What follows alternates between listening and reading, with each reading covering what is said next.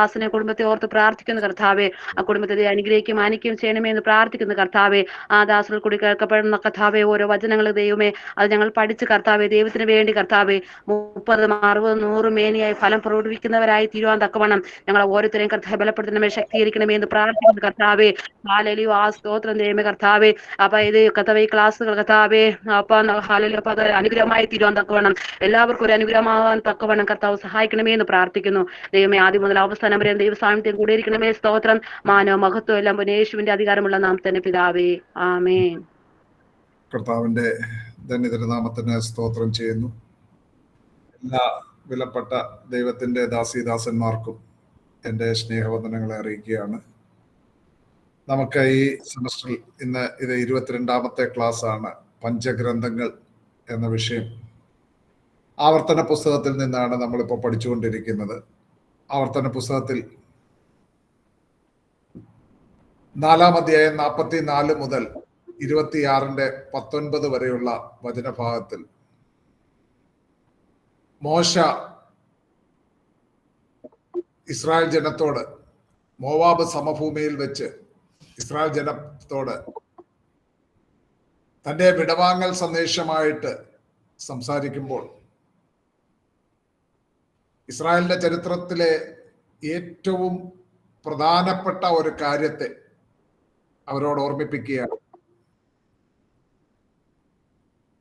അവരൊരു വിശേഷപ്പെട്ട ജാതിയായിരിക്കുന്നു. വിശേഷപ്പെട്ട ജാതിയായി അവരെ മാറ്റുന്നത് അവർക്ക് മാത്രം ദൈവം ഒരു ന്യായപ്രമാണം നൽകിയിരിക്കുന്നു. ദൈവം അവരുമായിട്ട് ഒരു കവനന്റൽ റിലേഷൻഷിപ്പ് ദൈവത്തിനുണ്ട്. ആ ന്യായപ്രമാണത്തെ, യഹോവയുടെ ഉടമ്പടിയെ വ്യാഖ്യാനിച്ച് അതവരോട് വിവരിക്കുകയും അതനുസരിച്ച് ജീവിക്കുവാൻ അവരെ പ്രബോധിപ്പിക്കുകയും ചെയ്യുന്നതാണ് നമ്മൾ 4-ാം അധ്യായം 44 മുതൽ 26-19 വരെയുള്ള വചനഭാഗത്തിൽ കാണുന്നത്. ഉടമ്പടിയുടെ വ്യവസ്ഥകൾ. ഈ ഉടമ്പടിയെ സംബന്ധിച്ച് അതൊരു മഹത്തായ ഉടമ്പടിയാണ്.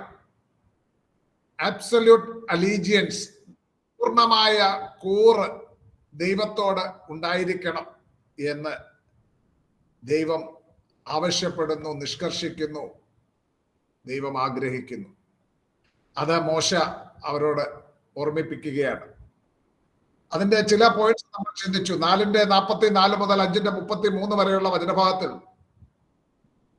ദൈവവും ഇസ്രായേൽ മക്കളും തമ്മിലുള്ള ഉടമ്പടി, പുറപ്പാട് പുസ്തകം 20-ാം അധ്യായത്തിൽ നമ്മൾ കണ്ട ആ 10 കൽപ്പനകൾ തന്നെ ഉദ്ധരിച്ചുകൊണ്ട് ആ ഉടമ്പടി ഒരിക്കൽ കൂടി ആവർത്തിച്ച് അവരോട് ഓർമ്മിപ്പിക്കുന്നത് അത് നമ്മൾ പഠിച്ചു കഴിഞ്ഞു.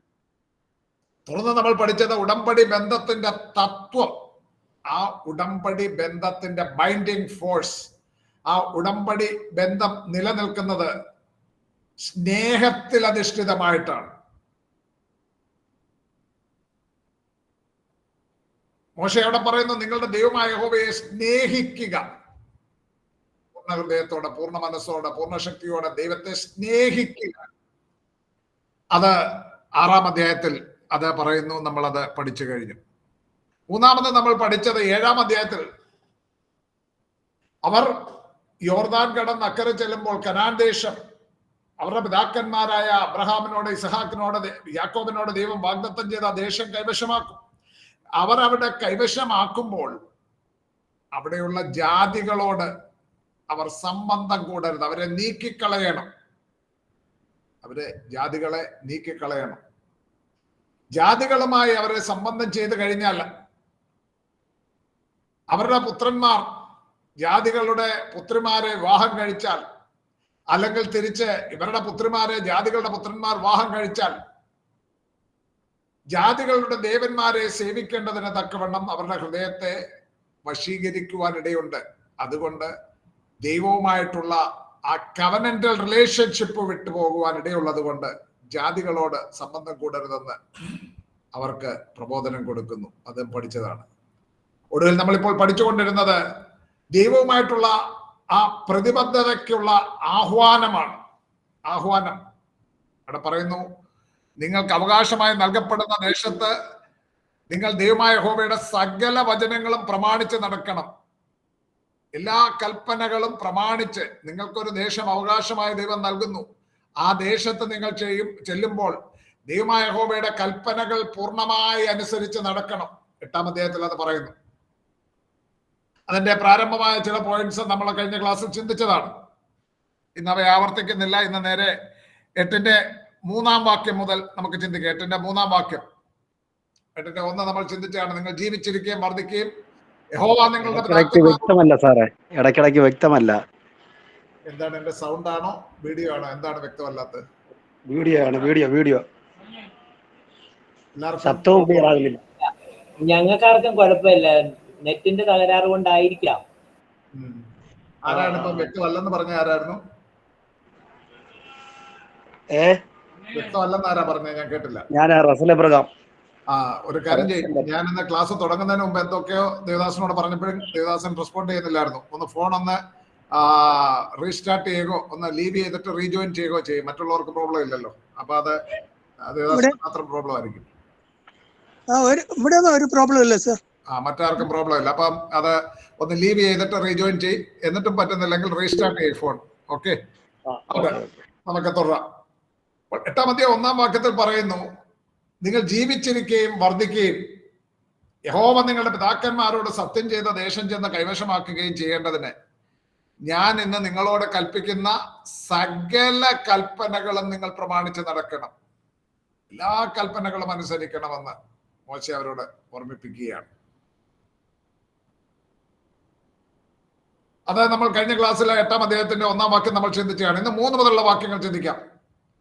3-ാം വാക്യത്തിൽ എങ്ങനെ പറയുന്നു? അവൻ നിന്നെ താഴ്ത്തുകയും നിന്നെ വിശപ്പിക്കുകയും മനുഷ്യൻ അപ്പം കൊണ്ട് മാത്രമല്ല യഹോവയുടെ വായിൽ നിന്ന് പുറപ്പെടുന്ന സകല വചനം കൊണ്ട് ജീവിക്കുന്നു എന്ന് നിന്നെ ഗ്രഹിപ്പിക്കേണ്ടതിന് നീയും നിന്റെ പിതാക്കന്മാരും അറിഞ്ഞിട്ടില്ലാത്ത മന്ന കൊണ്ട് നിന്നെ പോഷിപ്പിക്കുകയും ചെയ്തു.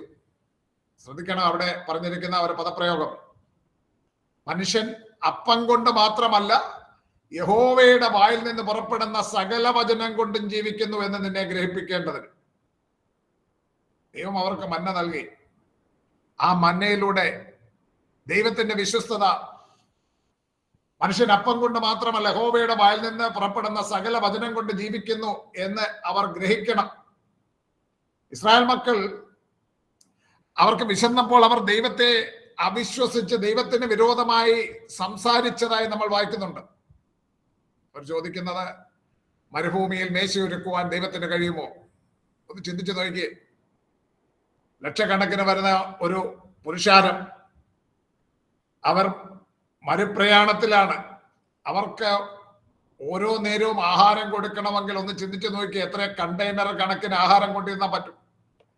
അവിടത്തേക്ക് ട്രാൻസ്പോർട്ടേഷൻ ഫെസിലിറ്റി ഇല്ല. അവിടെ എങ്ങ് ഹൈപ്പർ മാർക്കറ്റുകളോ യാതൊന്നുമില്ല. അവിടെ മരുഭൂമിയാണ്, കൃഷിയിടങ്ങളില്ല. ഇടയ്ക്ക് വല്ല ഒയാസിസ് ഒക്കെ കണ്ടിട്ടുണ്ട് എന്നുള്ളതൊഴിച്ചാൽ. അപ്പോൾ അങ്ങനെയുള്ള ആ മരുഭൂമിയിൽ അവർ ചോദിച്ചത് വളരെ സ്വാഭാവികമായ ഒരു ചോദ്യമാണ്. പക്ഷെ അത് അവിശ്വാസത്തിന്റെ വാക്കുകളാണ്. മനുഷ്യന്റെ യുക്തിയിൽ ഉദിക്കുന്ന പല ചോദ്യങ്ങളും ശരിയെന്ന് തോന്നാമെങ്കിലും ദൈവത്തിലുള്ള വിശ്വാസത്തിനെ പറ്റി ദൈവവചനത്തിൽ എന്താണ് പറയുന്നത്? വിശ്വാസം എന്നത് പ്രത്യാശിക്കുന്നതിന്റെ ഉറപ്പ്, കാണാത്ത കാര്യങ്ങൾ നിശ്ചയം. മലയാളം ബൈബിളിൽ ആശിക്കുന്നതെന്നാ പറഞ്ഞിരിക്കുന്നത്, പ്രത്യാശിക്കുന്നതെന്നാണ് കുറച്ചുകൂടെ കറക്റ്റ്. അപ്പം വിശ്വാസം എന്നത് നാം പ്രത്യാശ വെച്ചിരിക്കുന്നതിനെ കുറിച്ചുള്ള ഉറപ്പ്. 2, കാണാത്ത കാര്യങ്ങളെ കുറിച്ചുള്ള നിശ്ചയമാണ്. കാണാത്ത കാര്യങ്ങളെ കുറിച്ചുള്ള നിശ്ചയമാണ്.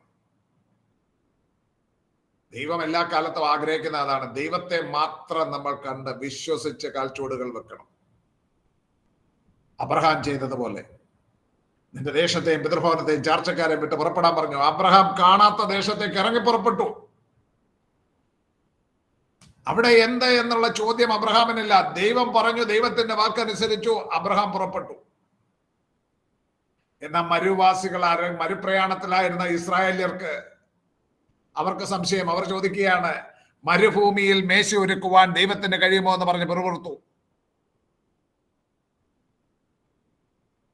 എന്നാൽ നമുക്ക് മത്തായിയുടെ സുവിശേഷം 4-ാം അധ്യായത്തിലോട്ടോ ലൂക്കോസിന്റെ സുവിശേഷം 4-ാം അധ്യായത്തിലോട്ടോ ഒക്കെ വരുമ്പോൾ അവിടെ ഒരു മനുഷ്യനെ കാണുന്നുണ്ട്, ഒരു യഥാർത്ഥ മനുഷ്യൻ.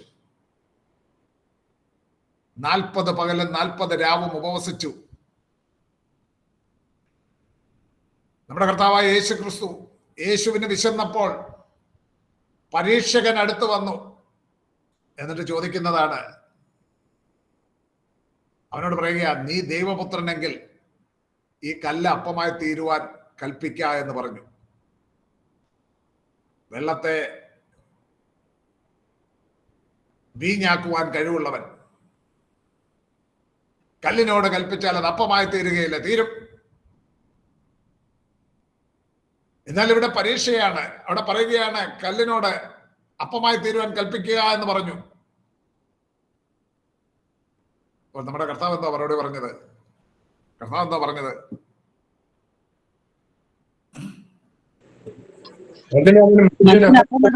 മനുഷ്യന്റെ വായിൽ കൂടി വരുന്ന സകല വചനം കൊണ്ടും ജീവിക്കുന്നു എന്ന് എഴുതിയിരിക്കുന്നു എന്ന് ഉത്തരം പറഞ്ഞു. ഇത് എവിടുന്നാ കർത്താവ് എഴുതിയിരിക്കുന്നു എന്ന് പറയുന്നത്? എവിടെ എഴുതിയിരിക്കുന്നത്? ആവർത്തന പുസ്തകം 8-ാം അധ്യായം 3-ാം വാക്യത്തിൽ എഴുതിയിരിക്കുന്നത്.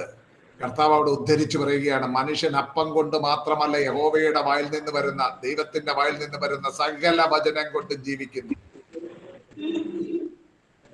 ആവർത്തന പുസ്തകം ഉദ്ധരിച്ചുകൊണ്ട് കർത്താവ് പറയുകയാണ്. ഇവിടെ ആവർത്തന പുസ്തകത്തിൽ 8-3 മോശ ഇസ്രായേൽ മക്കളോട് വെളിപ്പെടുത്തിയ ഒരു പരമമായ യാഥാർത്ഥ്യമാണ് ദൈവത്തിന്റെ വചനം ദൈവം നൽകുന്ന അപ്പമാകുന്നു. അത് കർത്താവ് ഉദ്ധരിക്കുക, ദൈവത്തിന്റെ വചനം. നാം ദൈവത്തിന്റെ വചനത്താൽ പോഷിപ്പിക്കപ്പെടുമ്പോൾ നാം ജീവന്റെ അപ്പമായ യേശു ക്രിസ്തുവിനാൽ പോഷിപ്പിക്കപ്പെടുകയാണ്. നമ്മള് കർത്താവിന്റെ പ്രാർത്ഥന എവിടെയാ കാണുന്നത്? കർത്താവിന്റെ പ്രാർത്ഥന വെരി ഗുഡ്. യോഹന്നാൻ എഴുതിയ സുവിശേഷം 17-ാം അധ്യായത്തിൽ അതാണ് കർത്താവിന്റെ മഹാപുരോഹിത പ്രാർത്ഥന. എന്നാൽ കർത്താവ് നമ്മളെ പ്രാർത്ഥിക്കാൻ പഠിപ്പിച്ചിട്ടുള്ള ഒരു പ്രാർത്ഥനയുണ്ട്. അതാണ് സുവിശേഷം 6-ാം അധ്യായം. ലൂക്കോസിന്റെ സുവിശേഷത്തിലും അത് പറഞ്ഞിരിക്കുന്നു. അപ്പോൾ അവിടെ പ്രാർത്ഥിക്കാൻ പഠിപ്പിക്കുമ്പോൾ ആ പ്രാർത്ഥനയിൽ ഒരു കാര്യം പറയുന്നുണ്ട്. എന്താണ് പറയുന്നത്? ഞങ്ങൾക്ക് ആവശ്യമുള്ള ആഹാരം ഇന്ന് തരണമേ. Give us this day our daily bread. ഞങ്ങൾക്ക് ആവശ്യമുള്ള ആഹാരം ഇന്ന് തരണമേ.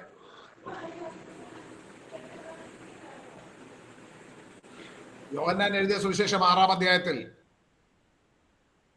കർത്താവ് പറയുന്നുണ്ട്, ഞാൻ ജീവന്റെ അപ്പമാകുന്നു. ജീവന്റെ അപ്പമാകുന്നു. 6:32-33 വാക്യങ്ങളൊന്ന് വായിക്കുമ്പോൾ അവിടെ കാണുന്നത്, യോഹന്നാൻ 6:32-33 അവിടെ കർത്താവ് പറയുന്നു. വായിച്ചോളൂ. യേശു അവരോട്, ആമേൻ ആമേൻ ഞാൻ നിങ്ങളോട് പറയുന്നു, സ്വർഗത്തിൽ നിന്നുള്ള അപ്പം മോശയല്ല നിങ്ങൾക്ക് തന്നത്, എന്റെ പിതാവ് അത്രേ സ്വർഗത്തിൽ നിന്നുള്ള സാക്ഷാൽ അപ്പം നിങ്ങൾക്ക് തരുന്നത്. ദൈവത്തിന്റെ അപ്പമോ സ്വർഗത്തിൽ നിന്ന് ഇറങ്ങി വന്ന് ലോകത്തിന് ജീവനെ കൊടുക്കുന്നത് ആകുന്നു എന്ന് പറഞ്ഞു. നോക്കുക, കർത്താവ് അവരോട് പറയുകയാണ്, ആമേൻ ആമേൻ ഞാൻ നിങ്ങളോട് പറയുന്നു, സ്വർഗത്തിൽ നിന്നുള്ള അപ്പം മോശയല്ല നിങ്ങൾക്ക് തന്നത്. അവിടെ യേശു അവർക്ക് അപ്പം 5 അപ്പവും 2 മീനും കൊണ്ട് തലേ ദിവസം പോഷിപ്പിച്ചു. അതിനുശേഷം പിറ്റേ ദിവസം വന്ന ജനത്തോട് കർത്താവ് പറയുന്ന ഉടനെ മോശ അവർക്ക് അപ്പം കൊടുത്തു എന്ന് അവർ പറഞ്ഞിരിക്കുക. അതുകൊണ്ടാണ് കർത്താവ് പറയുകയാണ്, സ്വർഗത്തിൽ നിന്നുള്ള അപ്പം മോശയല്ല നിങ്ങൾക്ക് തന്നത്, എന്റെ പിതാവത്രേ സ്വർഗത്തിൽ നിന്നുള്ള സാക്ഷാൽ അപ്പം നിങ്ങൾക്ക് തരുന്നത്. മറ്റേത് തന്നത് പാസ്റ്റ് ടെൻസ് ആയിരുന്നു, ഇതിപ്പോ തന്നുകൊണ്ടിരിക്കുക. എന്നിട്ട് പറയാ, ദൈവത്തിന്റെ അപ്പമോ സ്വർഗത്തിൽ നിന്നിറങ്ങി വന്ന് ലോകത്തിന് ജീവനെ കൊടുക്കുന്നതാകുന്നു. അതാരാ? നമ്മുടെ കർത്താവായ യേശു ക്രിസ്തുവാണ്. ശക്തന്മാരുടെ ആഹാരമായ മന്ന സ്വർഗത്തിൽ നിന്നിറങ്ങി വന്നതുപോലെ ദൈവപുത്രനായ യേശുവും സ്വർഗത്തിൽ നിന്നിറങ്ങി വന്നു. മന്നയുടെ പ്രത്യേകത, മന്ന ജീവൻ നിലനിർത്തുന്ന ആഹാരം മാത്രമായിരുന്നു. ഉള്ള ജീവൻ നിലനിർത്തിപ്പോകുക, അല്ലേ? നമ്മൾ കഴിക്കുന്ന ഭക്ഷണം എന്തിനു വേണ്ടിയാ? നമ്മുടെ ജീവൻ നിലനിർത്താൻ വേണ്ടി. അപ്പോൾ മന്ന ഇസ്രായേൽ ജനത്തിന് അവരുടെ ജീവസന്ധാരണത്തിന്, ജീവൻ നിലനിർത്തി മുന്നോട്ട് പോകേണ്ടതിന് വേണ്ടി മന്ന നൽകി. മന്ന എത്ര നാൾ അവർക്ക് നൽകി? 40 സംവത്സരം മാത്രമാണ് മന്ന നൽകിയത്. മന്ന ആർക്കാണ് ദൈവം നൽകിയത്? ഇസ്രായേൽ ജനത്തിന് മരുപ്രയാണത്തിൽ നൽകി. കനാൻ ദേശത്ത് വന്നു, അവരുടെ കൃഷിയുടെ ഫലം കിട്ടിയ അന്ന് അവരുടെ മന്നയുടെ വരവ് നിന്നു. അപ്പോൾ മന്ന ജീവനെ കൊടുക്കുന്ന അപ്പമല്ലായിരുന്നു, ജീവൻ നിലനിർത്തുന്ന അപ്പമായിരുന്നു. എന്നാൽ യേശു ജീവനെ കൊടുക്കുന്ന അപ്പമായിരുന്നു. മന്ന ജീവനെ നിലനിർത്തുന്ന അപ്പം മാത്രമായിരുന്നുവെങ്കിൽ യേശു സ്വർഗത്തിൽ നിന്ന് ഇറങ്ങി വന്ന് ലോകത്തിന് ജീവനെ കൊടുക്കുന്ന അപ്പമാകുന്നു. ആ ജീവൻ സമൃദ്ധിയായ ജീവൻ, അത് നിത്യജീവനാണ്. മന്ന ഇസ്രായേൽ ജനത്തിന് മാത്രം നൽകപ്പെട്ട അപ്പമായിരുന്നുവെങ്കിൽ, ആഹാരമായിരുന്നുവെങ്കിൽ, യേശു സകല ജാതികൾക്കും മുൻപിൽ ദൈവം ഒരുക്കിയ ഒരു രക്ഷയായിരുന്നു. സകല ജാതികൾക്കുമുള്ള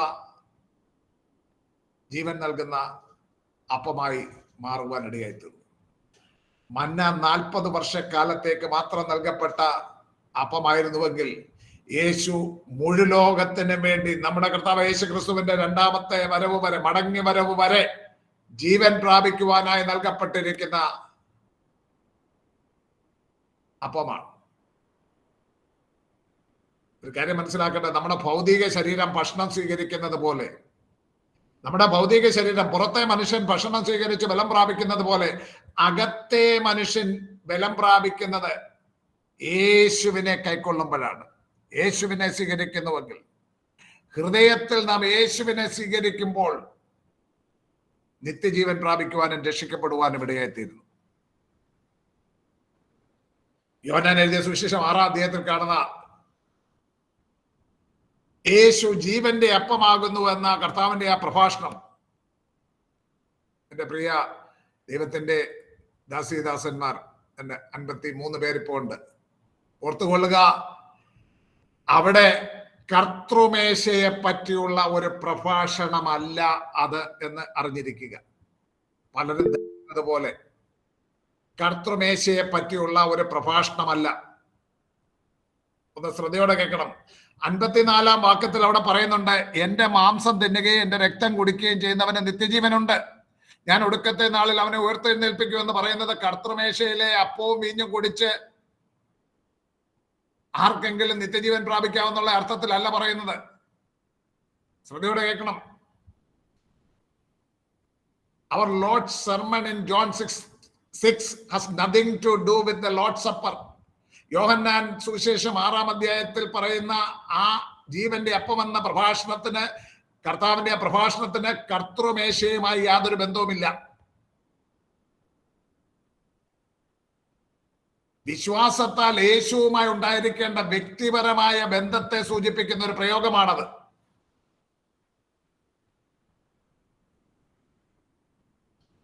വിശ്വാസത്താൽ യേശുവുമായി ഉണ്ടായിരിക്കേണ്ട വ്യക്തിപരമായ ബന്ധത്തെ സൂചിപ്പിക്കുകയാണ് അവിടെ. എന്റെ മാംസം തിന്നുകയും എന്റെ രക്തം കുടിക്കുകയും ചെയ്യുക എന്ന് പറയുന്നത് യേശുവിന്റെ മാംസം തിന്നുകയും യേശുവിന്റെ രക്തം കുടിക്കുകയും ചെയ്യുന്നവന് നിത്യജീവൻ ഉണ്ട് എന്ന അർത്ഥത്തിലല്ല. അങ്ങനെയാണ് കർത്തൃമേശയിൽ പങ്കെടുക്കുന്നത് കൊണ്ട് നിത്യജീവൻ ഉണ്ടാകുമെന്ന് വരും. അങ്ങനെ ദൈവവചനം പഠിപ്പിക്കുന്നില്ല. എങ്ങനെയാ ജീവൻ പ്രാപിക്കുന്നത്? നിത്യജീവൻ എങ്ങനെയാ പ്രാപിക്കുന്നത്? നിത്യജീവൻ എങ്ങനെയാ പ്രാപിക്കുന്നത്? നീതിമാൻ വിശ്വാസത്താൽ ജീവിക്കും. അങ്ങനെയല്ലേ? അങ്ങനെയല്ലേ? വിശ്വാസത്താലല്ലേ രക്ഷ പ്രാപിക്കുന്നത്? കർമ്മമാർഗത്തിലൂടെയാണോ? നിങ്ങൾ എന്റെ കൂടെ ഉണ്ടോ? അതെ. നീതിമാൻ വിശ്വാസത്താൽ ജീവിക്കുമെന്നാണ് ദൈവവചനം പറയുന്നത്. കർമ്മമാർഗത്തിലൂടെ ആരും രക്ഷ പ്രാപിക്കുന്നില്ല. കർത്തൃമേശയിൽ പങ്കെടുത്തത് കൊണ്ടോ സ്നാനപ്പെട്ടത് കൊണ്ടോ ഒന്നുമല്ല രക്ഷ പ്രാപിക്കുന്നത് വിശ്വാസത്താലാ. അങ്ങനെ വിശ്വാസത്താൽ നീതീകരിക്കപ്പെട്ടിരിക്കുന്നവൻ അവന്റെ പരസ്യമായ സാക്ഷ്യമായ സ്നാനം സ്വീകരിക്കുകയാണ്. അവൻ പിന്നെ ദൈവവുമായിട്ടുള്ള, ദൈവജനവുമായിട്ടുള്ള കൂട്ടായ്മയെ ഓർത്ത്, കർത്താവിന്റെ ആ പ്രായശ്ചിത്തയാഗത്തെ ഓർത്തുകൊണ്ട് കർത്താവിന്റെ മേശയിൽ പങ്കെടുക്കുക. കർത്തൃമേശയിൽ പങ്കെടുത്തത് കൊണ്ട് ആരും സ്വർഗത്തിൽ പോകുന്നില്ല കേട്ടോ. കർമ്മമാർഗത്തിലൂടെ രക്ഷ ദൈവവചനം പറയുന്നില്ല നീതിമാൻ വിശ്വാസത്താൽ ജീവിക്കും. ഹബക്കുക്ക് 2:4 പറയുന്ന ആ വചനഭാഗം പുതിയ നിയമത്തിൽ 3 തവണ ആവർത്തിച്ചിട്ടുണ്ട്. റോമാലേഖനം 1:17, ഹബക്കുക്ക് 2:4 നീതിമാൻ വിശ്വാസത്താൽ ജീവിക്കും എന്ന് പറയുന്നത്. അത് റോമർ 1:17, ഗലാത്യർ 3:11, എബ്രായർ 10:38. റോമർ 1:17, ഗലാത്യർ 3:11, എബ്രായർ 10:38. ഈ വചനഭാഗങ്ങളിൽ ആവർത്തിച്ച് പറയുകയാണ് നീതിമാൻ വിശ്വാസത്താൽ ജീവിക്കും. മനസ്സിലാക്കുക, യേശു ക്രിസ്തുവിൽ വിശ്വസിക്കുന്നതിലൂടെയാണ് നീതീകരണം പ്രാപിക്കുന്നത്, നിത്യജീവൻ പ്രാപിക്കുന്നത്. റോമാലേഖനം 5-ാം അധ്യായം ആരംഭിക്കുമ്പോൾ പറയുന്നുണ്ട് വിശ്വാസത്താൽ നീതീകരണം പ്രാപിച്ചിട്ട്. റോമർ 5:1 വായിച്ച വിശ്വാസത്താൽ നീതീകരണം പ്രാപിച്ച് നമ്മുടെ കർത്താവായ യേശു ക്രിസ്തു മൂലം വിശ്വാസത്താൽ നീതീകരിക്കപ്പെട്ടിട്ട് നമ്മുടെ കർത്താവായ യേശു ക്രിസ്തു മൂലം നമുക്ക് ദൈവത്തോട് സമാധാനമുണ്ട്. ദൈവത്തോട് സമാധാനം ഉണ്ടായിരിക്കും. അപ്പൊ വിശ്വാസത്താൽ നീതീകരിക്കപ്പെടുകയാണ്. ദൈവവുമായിട്ടുള്ള ആ റിലേഷൻഷിപ്പിലേക്ക് മടങ്ങി വരുവാൻ നമ്മളെ സാധ്യമാക്കിയിരിക്കുന്നത് ആ വിശ്വാസമാണ്. അതിലൂടെയാണ് നിത്യജീവൻ പ്രാപിക്കുന്നത്. യേശുക്രിസ്തുവിൽ വിശ്വസിക്കുന്നതിലൂടെയാണ് നിത്യജീവൻ. കർത്തൃമേശയിൽ പങ്കെടുക്കുന്നതുകൊണ്ട് നിത്യജീവൻ ഉണ്ടാവില്ല. അതുകൊണ്ട് കർത്തൃമേശയിൽ പങ്കെടുക്കണ്ട എന്നല്ല ഞാൻ പറഞ്ഞത്. നിത്യജീവന്റെ ഓഹരിക്കാരായിരിക്കുന്നവർ കർത്തൃമേശയിൽ പങ്കെടുക്കണം. എന്റെ മാംസം തിന്നുകയും എന്റെ രക്തം കുടിക്കുകയും ചെയ്യുന്നവന് നിത്യജീവനുണ്ട്, ഞാൻ ഒടുക്കത്തെ നാളിൽ അവനെ ഉയർത്തെഴുന്നേൽപ്പിക്കുമെന്ന് പറയുന്നത് ആഹാരം ഉള്ളിൽ ചെന്ന് അതിന്റെ ന്യൂട്രീഷൻ, അതിന്റെ പോഷണം ശരീരത്തിൽ വ്യാപരിക്കുന്നത് പോലെ യേശു ക്രിസ്തു ദൈവവചനത്തിലൂടെ നമ്മുടെ അകത്തെ മനുഷ്യനിൽ വ്യാപരിക്കണമെന്ന അർത്ഥത്തിലാണ് പറയുന്നത്. ആഹാരം നമ്മുടെ പുറത്തെ മനുഷ്യന് ബലം പ്രാപിക്കുവാനായിട്ട് അത് ഉള്ളിൽ ചെന്ന് അതിന്റെ പോഷണം ശരീരത്തിൽ വ്യാപരിക്കുന്നത് പോലെ യേശു ക്രിസ്തു തമ്മിൽ വ്യാപരിക്കണം. നമ്മുടെ അകത്തെ മനുഷ്യന് ദൈവവചനത്തിലൂടെ. മത്തായി 4:4 എന്താണ് പറയുന്നത്? നീതിമാൻ വിശ്വാസത്താൽ ജീവിക്കും. അവിടെ മത്തായി 4:4 എന്താ പറയുന്നത്? മനുഷ്യൻ അപ്പം കൊണ്ട് മാത്രമല്ല ദൈവത്തിന്റെ വായിൽ കൂടി വരുന്ന സകല വചനം കൊണ്ടും ജീവിക്കുന്നു. വചനം കൊണ്ട് ജീവിക്കുന്നു. അവിടെ എന്റെ മാംസം തിന്നുകയും എന്റെ രക്തം കുടിക്കുകയും ചെയ്യുക എന്ന് പറയുമ്പോൾ അർത്ഥമാക്കുന്ന ദൈവത്തിന്റെ വായിൽ നിന്ന് വരുന്ന വചനം കൊണ്ട് ജീവിക്കുക. വചനം ഉള്ളിൽ വ്യാപരിക്കണം. വചനം ഉള്ളിൽ വ്യാപരിക്കുക എന്ന് പറഞ്ഞാൽ വചനത്തിലൂടെ യേശു ക്രിസ്തു തമ്മിൽ വ്യാപരിക്കണം. കഴിഞ്ഞ ദിവസം രാജ് സാർ നിങ്ങൾക്ക് ക്ലാസ് എടുക്കുന്നത് ഞാനിങ്ങനെ കേൾക്കുകയുണ്ടായി. അന്നേരം അദ്ദേഹം സുവിശേഷത്തെ പറ്റി പറഞ്ഞ നിങ്ങൾ കേട്ട് കാണും. തിമോഥെയോസിന്റെ ലേഖനത്തിൽ പറഞ്ഞിരിക്കുന്നത്, തിമോഥെയോസിന് എഴുതിയ ലേഖനത്തിൽ പറഞ്ഞിരിക്കുന്നത് ദാവീദിന്റെ സന്തതിയായി മരിച്ച് ഉയർത്തെഴുന്നേറ്റവനായ യേശു ക്രിസ്തുവിൽ വിശ്വസിക്കുക. അതാണ് സുവിശേഷം. ആ സുവിശേഷം കേട്ട് യേശു ക്രിസ്തു നമ്മിൽ വ്യാപരിക്കുന്ന ഒരു അനുഭവം ഉണ്ടാകണം. വചനത്തിലൂടെ യേശു നമ്മിൽ വ്യാപരിക്കുക. 1 തെസ്സലോനിക്കർ 2:13 ഒന്ന് വായിച്ചു. 1 തെസ്സലോനിക്കർ 2:13. തെസ്സലോനിക്കർക്ക് എഴുതിയ 1-ാം ലേഖനം 2:13. ഞങ്ങൾ പ്രസംഗിച്ച ദൈവവചനം നിങ്ങൾ കേട്ട് മനുഷ്യന്റെ വചനമായിട്ടല്ല സാക്ഷാലാകുന്നത് പോലെ ദൈവവചനമായിട്ട് തന്നെ കൈക്കൊണ്ടതിനാൽ ഞങ്ങൾ ദൈവത്തെ ഇടവിടാതെ സ്തുതിക്കുന്നു. വിശ്വസിക്കുന്ന നിങ്ങളിൽ അത് വ്യാപരിച്ചു കൊണ്ടിരിക്കുന്നു. ഒന്ന് ശ്രദ്ധിക്കണേ, വിശ്വസിക്കുന്ന നിങ്ങളിൽ എന്ത് വ്യാപരിക്കുന്നു? വിശ്വസിക്കുന്ന നിങ്ങളിൽ ദൈവവചനം വ്യാപരിച്ചുകൊണ്ടിരിക്കുന്നു. നമ്മുടെ പുറത്തെ മനുഷ്യൻ, നമ്മുടെ ശരീരകോശങ്ങൾ ജീവനോടെ ഇരിക്കണമെങ്കിൽ രക്തം ശരീരകോശങ്ങളിലേക്ക് വന്നിട്ട് ആ ശരീരകോശങ്ങൾക്ക് ആവശ്യമായ ന്യൂട്രീഷൻ എല്ലാം രക്തം എത്തിച്ചു തരുന്നത് പോലെ രക്തം ഇങ്ങനെ വ്യാപരിച്ചു കൊണ്ടിരിക്കുക ഓരോ കോശങ്ങളിലേക്കും. ഉച്ച തൊട്ടുള്ളങ്കാല് വരെയുള്ള ശരീരത്തിന്റെ ഓരോ കോശങ്ങളിലേക്കും രക്തം എത്തുന്നത് പോലെ നമ്മുടെ അകത്തെ മനുഷ്യൻ ജീവിച്ചിരിക്കുവാൻ ദൈവത്തിന്റെ വചനം, ഞങ്ങൾ പ്രസംഗിച്ച ദൈവവചനം നിങ്ങൾ കേട്ടു, നിങ്ങൾ കൈക്കൊണ്ടു. എങ്ങനെയാ കൈക്കൊണ്ടത്? മനുഷ്യന്റെ വചനമായിട്ടല്ല, സാക്ഷാലാകുന്നത് പോലെ ദൈവവചനമായിട്ട് തന്നെ അതിനെ കൈക്കൊണ്ടു. പൗലോസ് തെസ്സലോനിക്കയിലുള്ള വിശ്വാസികളോട് പറയുകയാണ്. റെഫറൻസ് ഒന്നുകൂടെ പറയുമ്പോൾ 1 തെസ്സലോനിക്കർ 2:13.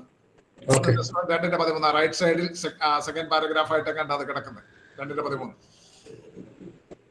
അപ്പോൾ അവിടെ നിങ്ങൾ ദൈവവചനം കേട്ടു, അത് ആ ദൈവവചനം നിങ്ങളിൽ വ്യാപരിച്ചു കൊണ്ടിരിക്കുന്നു. നമ്മിൽ വ്യാപരിക്കുന്ന ദൈവത്തിന്റെ വചനമാണ് നമ്മുടെ അകത്തെ മനുഷ്യനെ ജീവനോടെ നിലനിർത്തുന്നത്. കർത്താവ് പറയുന്നതിന്റെ സാരം അതാ. എന്റെ മാംസം തിന്നുകയും എന്റെ മാംസം തിന്നുകയും എന്റെ രക്തം കുടിക്കുകയും ചെയ്യുന്നവന് നിത്യജീവൻ ഉണ്ടെന്ന് പറഞ്ഞിരിക്കുന്നത് കർത്തൃമേശയെ പറ്റിയല്ല. കർത്തൃമേശ പിന്നെ അതൊക്കെ ഇതൊക്കെ കർത്താവിന്റെ ശുശ്രൂഷയുടെ പ്രാരംഭഘട്ടത്തിൽ നടന്ന സംഭവമാണ്. കർത്തൃമേശ മത്തായിയുടെ സുവിശേഷം 26-ാം അധ്യായത്തിലെ കർത്താവിന്റെ മരണത്തിന് തൊട്ടുതല രാത്രിയിലാണ് ലോർഡ് സപ്പർ ഇൻസ്റ്റാൾ ചെയ്യുന്നത്. അന്നാണ് കർത്തൃമേശ ഇനോഗ്രേറ്റ് ചെയ്യുന്നത്. അതുവരെയും കർത്തൃമേശ ഇല്ല. ഈ നടന്നിരിക്കുന്നത് കർത്താവ് നടത്തിയ പ്രഭാഷണം, ജീവന്റെ അപ്പം എന്ന് പറയുന്ന പ്രഭാഷണത്തെ ചിലര് തെറ്റായി ഉദ്ധരിച്ചുകൊണ്ടാണ് ട്രാൻസ്സബ്സ്റ്റാൻഷിയേഷൻ എന്ന് പറയുന്ന ഒരു തെറ്റായ തിയോളജി വന്നത്. കത്തോലിക്ക സഭയിലും മറ്റും പഠിപ്പിക്കുന്ന ഇങ്ങനെയാണ്: അപ്പമെടുത്ത് പുരോഹിതൻ വാഴ്ത്തി കഴിയുമ്പോൾ ആ നിമിഷം തൊട്ട് അത് വസ്തുമാറ്റം സംഭവിച്ചു, അത് യേശുക്രിസ്തുവിന്റെ ശരീരമായി. വീഞ്ഞെടുത്ത് വാഴ്ത്തി കഴിയുമ്പോഴത്തേക്ക് വീഞ്ഞ് രക്തമായി കഴിഞ്ഞു. ട്രാൻസ്സബ്സ്റ്റാൻഷിയേഷൻ, വസ്തുമാറ്റ സിദ്ധാന്തം. നമ്മൾ അതിനെ അംഗീകരിക്കുന്നില്ല. കാരണം ദൈവവചനം അതിനെ അംഗീകരിക്കുന്നില്ല. ഈ 6-ാം അധ്യായത്തിൽ യോഹന്നാന്റെ സുവിശേഷത്തിൽ പറഞ്ഞിരിക്കുന്നത് വസ്തുമാറ്റ സിദ്ധാന്തത്തിന് അടിസ്ഥാനമാക്കി തെറ്റായി വ്യാഖ്യാനിക്കുന്നതാണ് അവർ. എന്റെ മാംസം തിന്നുകയും എന്റെ രക്തം കുടിക്കുകയും ചെയ്യുക എന്നവിടെ പറഞ്ഞിരിക്കുന്നത് വിശ്വാസത്താൽ യേശു ക്രിസ്തുവിനെ നമ്മുടെ ഉള്ളങ്ങളിലേക്ക് നമ്മൾ അങ്ങ് എന്താ പറയുന്നത് കൈക്കൊള്ളുക. അതാണ്. ഇനി തിരിച്ചു വരാം. നമുക്കവിടെ കാര്യമായ രീതിയിൽ പറഞ്ഞു കഴിഞ്ഞു എന്ന് ഞാൻ കരുതുന്നു. മുന്നോട്ട് പോകാം. 8-ാം അധ്യായത്തിന്റെ 4-ാം വാക്യം ഇസ്രായേലിനെ നടത്തിയ നടത്തിപ്പ് സംബന്ധിച്ച് മോശെ അവരെ ഓർമ്മിപ്പിക്കുകയാണ്. ഈ 40 സംവത്സരം, ആവർത്തനം 8:4, ഈ 40 സംവത്സരം നീ ധരിച്ച വസ്ത്രം ജീർണിച്ചു പോയില്ല, നിന്റെ കാൽ വീങ്ങിയതുമില്ല. 29:4 ഇത് തന്നെ ആവർത്തിച്ച് പറയുന്നുണ്ട്. ആവർത്തനം 29:4 ഞാൻ 40 സംവത്സരം നിങ്ങളെ മരുഭൂമിയിൽ നടത്തി, നിങ്ങൾ ഉടുത്തിരുന്ന വസ്ത്രം ജീർണിച്ചിട്ടില്ല, കാലിലെ ചെരുപ്പ് പഴകിയിട്ടുമില്ല. ഇസ്രായേൽ മക്കളെ ദൈവം എങ്ങനെ പരിപാലിച്ചു എന്ന് വെളിവാക്കുന്ന വാക്കുകളാണിത്. 40 സംവത്സരം മരുഭൂമിയിൽ നടന്നിട്ടും അവരുടുത്തിരുന്ന വസ്ത്രം ജീർണിച്ചിട്ടില്ല, അവരുടെ കാലിലെ ചെരുപ്പ് പഴകിയിട്ടില്ല. അവർക്ക് കഴിക്കുവാൻ ആഹാരവും കുടിപ്പാൻ വെള്ളവും മാത്രമല്ല, അവർക്ക് ധരിക്കുവാനുള്ള വസ്ത്രവും ദൈവം നൽകിയെന്ന് കാണാം. അവർ ഉടുത്തിരുന്ന വസ്ത്രം ജീർണിച്ചിട്ടില്ല. ദൈവജനമേ, മത്തായിയുടെ സുവിശേഷം 6-ാം അധ്യായത്തിന്റെ 25-ാം വാക്യത്തിൽ നമ്മുടെ കർത്താവ് തന്റെ ഗിരിപ്രഭാഷണത്തിൽ പറയുന്ന ഒരു കാര്യം, മത്തായി 6:25 ഒന്ന് വായിച്ചട്ടെ. അതുകൊണ്ട് ഞാൻ നിങ്ങളോട് പറയുന്നു, എന്ത് തിന്നും എന്ത് കുടിക്കും എന്ന് നിങ്ങളുടെ ജീവനായിക്കൊണ്ട് എന്തുടുക്കും എന്ന് ശരീരത്തിനായിക്കൊണ്ട് വിചാരപ്പെടരുത്. ആഹാരത്തെക്കാൾ ജീവനും ഉടുപ്പിനേക്കാൾ ശരീരവും വലുതല്ലയോ? നോക്കുക, എന്ത് തിന്നും എന്ത് കുടിക്കും എന്ന് നിങ്ങളുടെ ജീവനായിക്കൊണ്ടും എന്ന് പറഞ്ഞാൽ ഈ ലോകത്തിലുള്ള ജീവൻ, എന്തൊടുക്കുമെന്ന് ശരീരത്തിനായിക്കൊണ്ടും വിചാരപ്പെടരുത്. ആഹാരത്തെക്കാൾ നിത്യജീവനും ഉടുപ്പിനേക്കാൾ പുതിയ ശരീരവും അത് വലുതാണ്. നോക്കുക, മനുഷ്യന്റെ പ്രാഥമിക ആവശ്യങ്ങൾ ആഹാരം, വെള്ളം, വസ്ത്രം, നിങ്ങൾ അത് വിചാരപ്പെടേണ്ട എന്ന് കർത്താവ് ഭക്തന്മാരോട് വാഗ്ദത്തം ചെയ്യുകയാണ്. അതായത് 6:31 മുതൽ 33 വരെയുള്ള വാക്യങ്ങളൊന്ന് വായിച്ചു. 6:31 മുതൽ ആകയാൽ എന്ത് തിന്നും എന്ത് കുടിക്കും എന്നിങ്ങനെ കുടിക്കും എന്ത് ഉടുക്കും എന്നിങ്ങനെ നിങ്ങൾ വിചാരപ്പെടരുത്. ഈ വകയൊക്കെയും നമ്മൾ വിചാരപ്പെടുന്നതും പ്രാർത്ഥിക്കുന്നതും മുഴുവൻ എന്തിനാ? നിങ്ങളുടെ കാര്യം മാത്രമല്ല കേട്ടോ, എന്റെ കൂടെ കാര്യം പറയുന്നത്. നമ്മൾ വിചാരപ്പെടുന്നത് നമ്മുടെ പ്രാർത്ഥനയൊന്ന് മുഴുവൻ റെക്കോർഡ് ചെയ്തിട്ട് കേൾക്കണം. എന്തോ അതിനകത്ത് നിറഞ്ഞു നിൽക്കുന്നത് ഇതൊക്കെ തന്നെയല്ലേ? നിങ്ങളോട് മാത്രമല്ല ചോദിക്കുന്നത്, ഞാൻ എന്നോടും കൂടെ ചോദിക്കുന്നത്. അതിനകത്ത് മുഖ്യ ഭാഗവും എന്ത് തിന്നും എന്ത് കുടിക്കും എന്ത് കൊടുക്കും. നമ്മളിപ്പോ എന്ത് തിന്നും എന്ത് കുടിക്കും എന്നുള്ളത് ജോലി വേണം, മറ്റു കാര്യങ്ങൾ വേണം, ഇതൊക്കെ തന്നെയാണ് നമ്മൾ ചോദിക്കുന്നത്. എന്നാൽ ഇവിടെ പറയുകയാണ് 32-ാം വാക്യത്തിൽ, ഈ വകയൊക്കെയും ജാതികൾ അന്വേഷിക്കുന്നു. സ്വർഗസ്ഥനായ നിങ്ങളുടെ പിതാവ് ഇതൊക്കെയും നിങ്ങൾക്ക് ആവശ്യമെന്ന് അറിയുന്നുവല്ലോ. നിങ്ങൾ വിചാരപ്പെടരുതെന്ന് പറഞ്ഞത് ഇന്നത്തെ മിക്കവാറും എല്ലാ പ്രഭാഷണങ്ങളിലും അതാണ് മുഖ്യ ടോപ്പിക്ക്. ദൈവനം പറയുകയാണ്, നിങ്ങൾ ഇതേക്കുറിച്ച് വിചാരപ്പെടേണ്ട, ഈ വകയൊക്കെ ജാതികൾ അന്വേഷിക്കുന്നു, നിങ്ങൾക്ക് ഇത് ആവശ്യമുണ്ടെന്ന് സ്വർഗസ്ഥനായ പിതാവ് പറയുന്നു. അതുകൊണ്ട് ഇതൊന്നും ചോദിക്കരുതെന്ന് ആരും പറയരുത് കേട്ടോ. കാരണം ഞാൻ ഇന്ന് രാത്രിയിൽ ഇതൊക്കെ ചോദിക്കും. ഇതൊക്കെ ചോദിക്കാം, പക്ഷെ നമ്മുടെ പ്രഥമ പരിഗണന എന്തായിരിക്കണമെന്ന് 33-ാം വാക്യത്തിൽ പറയുന്നുണ്ട്. പ്രഥമ പരിഗണന അതെന്താണ്? 33-ാം വാക്യം, മുമ്പേ അവന്റെ രാജ്യവും നീതിയും അന്വേഷിക്കുവിൻ, അതോടുകൂടെ ഇതൊക്കെയും നിങ്ങൾക്ക് കിട്ടും.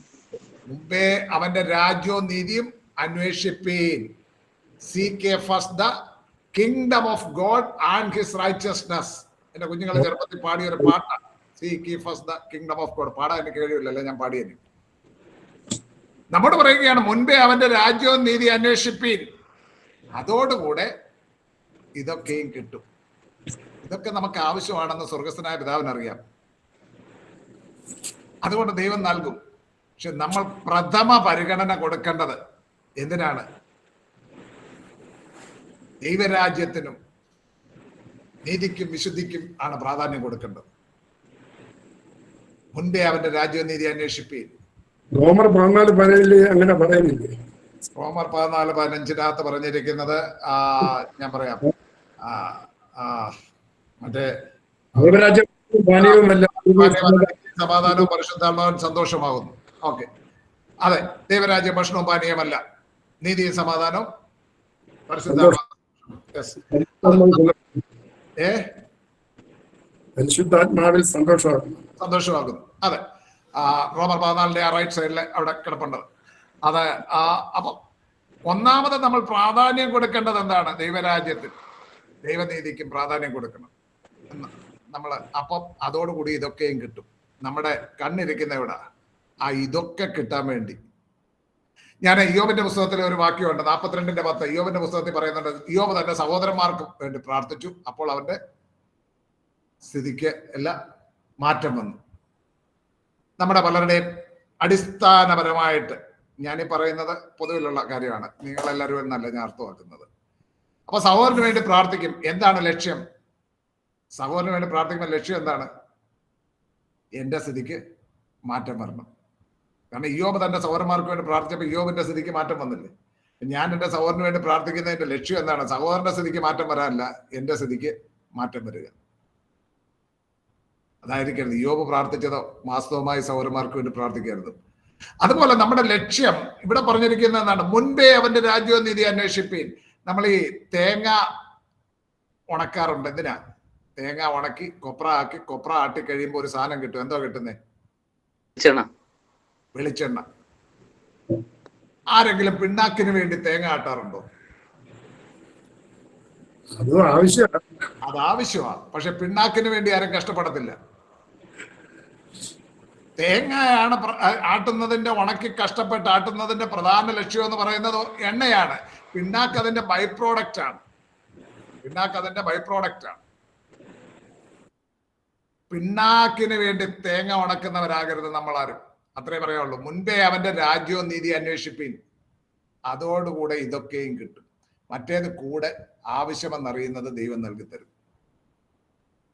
ദൈവം നൽകിത്തരുമെന്ന് പറയുമ്പോൾ ഇതിന്റെ അർത്ഥം നമ്മളൊരു പ്രവൃത്തിയും ചെയ്യേണ്ടെന്നല്ല. ദൈവം പറയുന്നത് നമ്മൾ അധ്വാനിക്കണം. പക്ഷെ നാം അധ്വാനിച്ചാലും നമുക്ക് പ്രയോജനം വരണമെങ്കിൽ, നമുക്ക് ഫലമുണ്ടാകണമെങ്കിൽ ദൈവം കനിഞ്ഞെങ്കിലേ ഒക്കത്തുള്ളൂ. ആവർത്തന പുസ്തകത്തിൽ തന്നെ 8:18 ഇങ്ങനെ പറയുന്നുണ്ട്. 8:18 നിന്റെ ദൈവമായ യഹോവയെ നീ ഓർക്കണം, നിന്റെ പിതാക്കന്മാരോട്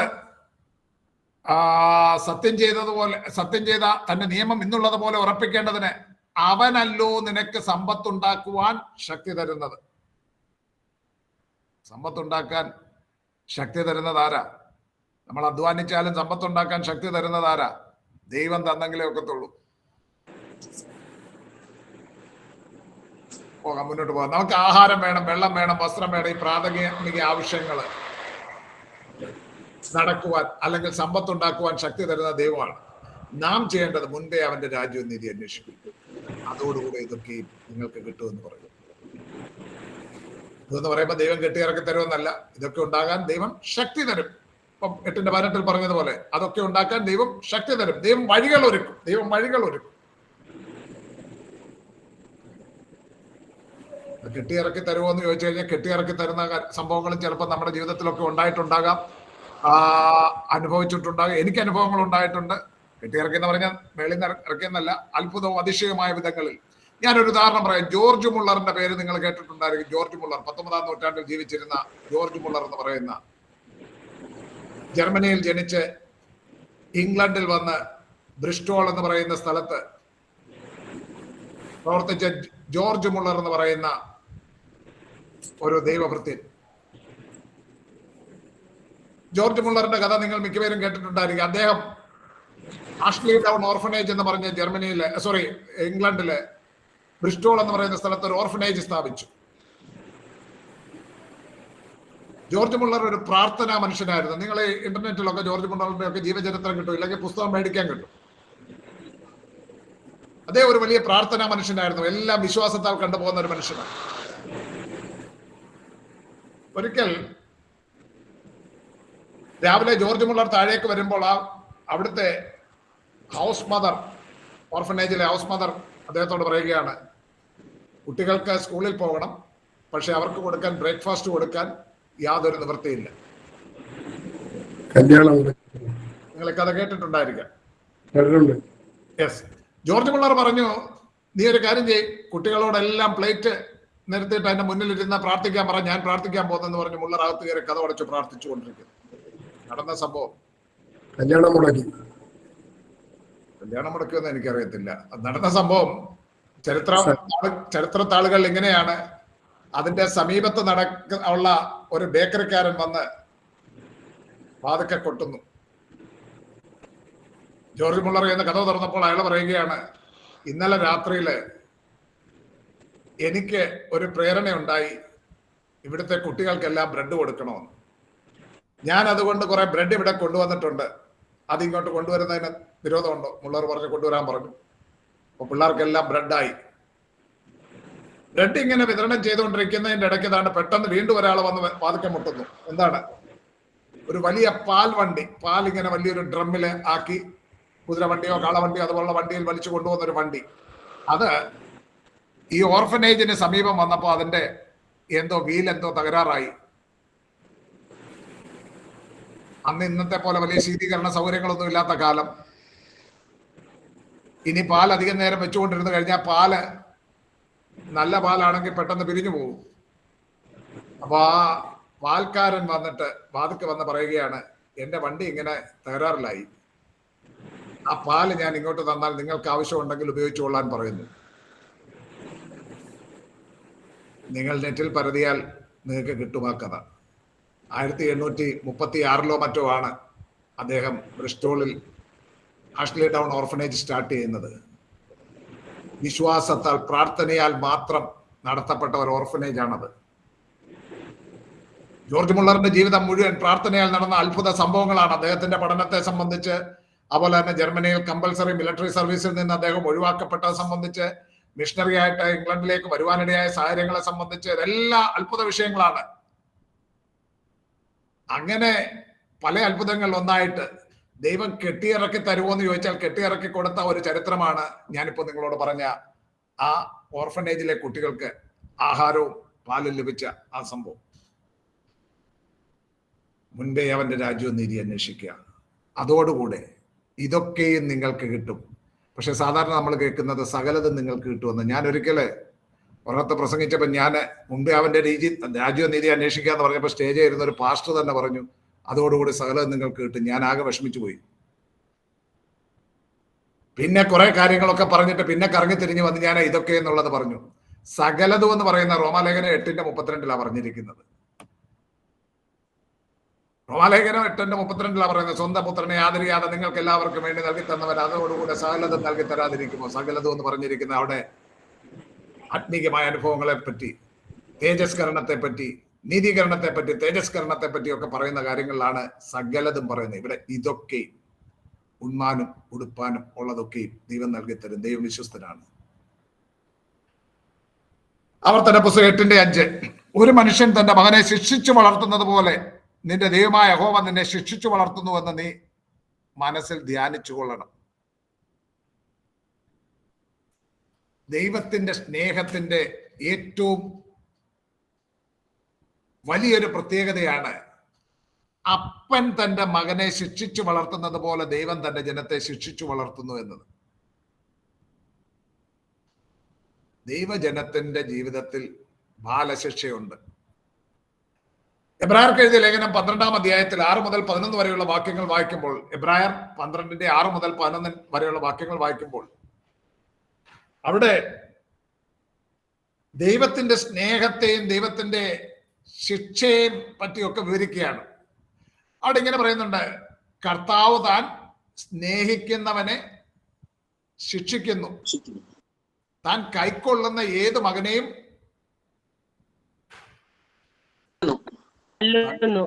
തല്ലുന്നു എന്നിങ്ങനെ മക്കളോടെന്ന പോലെ നിങ്ങളോട് സമ്പാദിക്കുന്ന പ്രബോധനം നിങ്ങൾ മറന്നു കളഞ്ഞുവോ? നിങ്ങൾ ബാലശിക്ഷ സഹിച്ചാൽ ദൈവം മക്കളോടെന്ന പോലെ നിങ്ങളോട് പെരുമാറുന്നു. അപ്പൻ ശിക്ഷിക്കാത്ത മകൻ എവിടെയുള്ളൂ? എല്ലാവരും പ്രാപിക്കുന്ന ബാലശിക്ഷ കൂടാതിരിക്കുന്നുവെങ്കിൽ നിങ്ങൾ മക്കളല്ല, കൗലടയന്മാരത്രേ. If you are without chastening of which all have become partakers, then you are illegitimate and not sons. ബാലശിക്ഷ ഇല്ലെങ്കിൽ നിങ്ങൾ ഇല്ലെജിറ്റിമേറ്റ് ചിൽഡ്രൻ ആണെന്ന്. കൗലടയന്മാരെന്ന് പറഞ്ഞാൽ അപ്പനേതെന്ന് അറിയാത്ത തെരുവ് പിള്ളേര്. എല്ലാവരും പ്രാപിക്കുന്ന ബാലശിക്ഷ കൂടാതിരിക്കുന്നുവെങ്കിൽ നിങ്ങൾ മക്കളല്ല, കൗലടയന്മാർ അത്രയും. നമ്മുടെ ജഡസംബന്ധമായ പിതാക്കന്മാർ നമ്മെ ശിക്ഷിച്ചപ്പോൾ നാം അവരെ വണങ്ങിപ്പോന്നുവല്ലോ. ആത്മാക്കളുടെ പിതാവിനെ ഏറ്റവും അധികമായി കീഴടങ്ങി ജീവിക്കേണ്ടതല്ലയോ? അവർ ശിക്ഷിച്ചത് കുറെ കാലവും തങ്ങൾക്ക് ബോധിച്ച പ്രകാരവും അത്രേ. അവനോ നാം അവന്റെ വിശുദ്ധി പ്രാപിക്കേണ്ടതിന് നമ്മുടെ ഗുണത്തിനായി തന്നെ ശിക്ഷിക്കുന്നു. ഏത് ശിക്ഷയും തൽക്കാലം സന്തോഷകരമല്ല, ദുഃഖകരമത്രേ എന്ന് തോന്നുന്നു. പിന്നത്തേതിലോ അതിനാൽ അഭ്യാസം വന്നവർക്ക് നീതി എന്ന സമാധാന ഫലം ലഭിക്കും. അതുകൊണ്ട് 12-ാം അധ്യായത്തിന്റെ 5-ാം വാക്യത്തിൽ പറയുന്ന ഒരു കാര്യം ഓർക്കണം. മകനെ, കർത്താവിന്റെ ശിക്ഷ നിരസിക്കരുത്, അവൻ ശാസിക്കുമ്പോൾ മുഷികയെ മരുത്. Hebrews 12:5 പറഞ്ഞത്. കർത്താവിന്റെ ശിക്ഷ അത് ആർക്കാ കിട്ടുന്നത്? മക്കൾക്കാ കിട്ടുന്നത്. ബാലശിക്ഷ എന്ന് പറയുന്നത് മക്കൾക്കുള്ളതാണ്. ഇത് ലോകത്തിൽ സംഭവിക്കുന്നതെന്ന് പറയുന്ന വിശുദ്ധന്മാരെന്ന് പറയുന്നവർ പോലും ആർക്കെങ്കിലും ദൈവമക്കൾക്ക് ഒരു ദൈവത്തിന്റെ ഒരു ബാലശിക്ഷ ഉണ്ടായി കഴിഞ്ഞാൽ പറയും അവൻ കൊള്ളിക്കരുതാത്തവൻ, അതുകൊണ്ടാണ് കിട്ടി. അങ്ങനെയല്ല.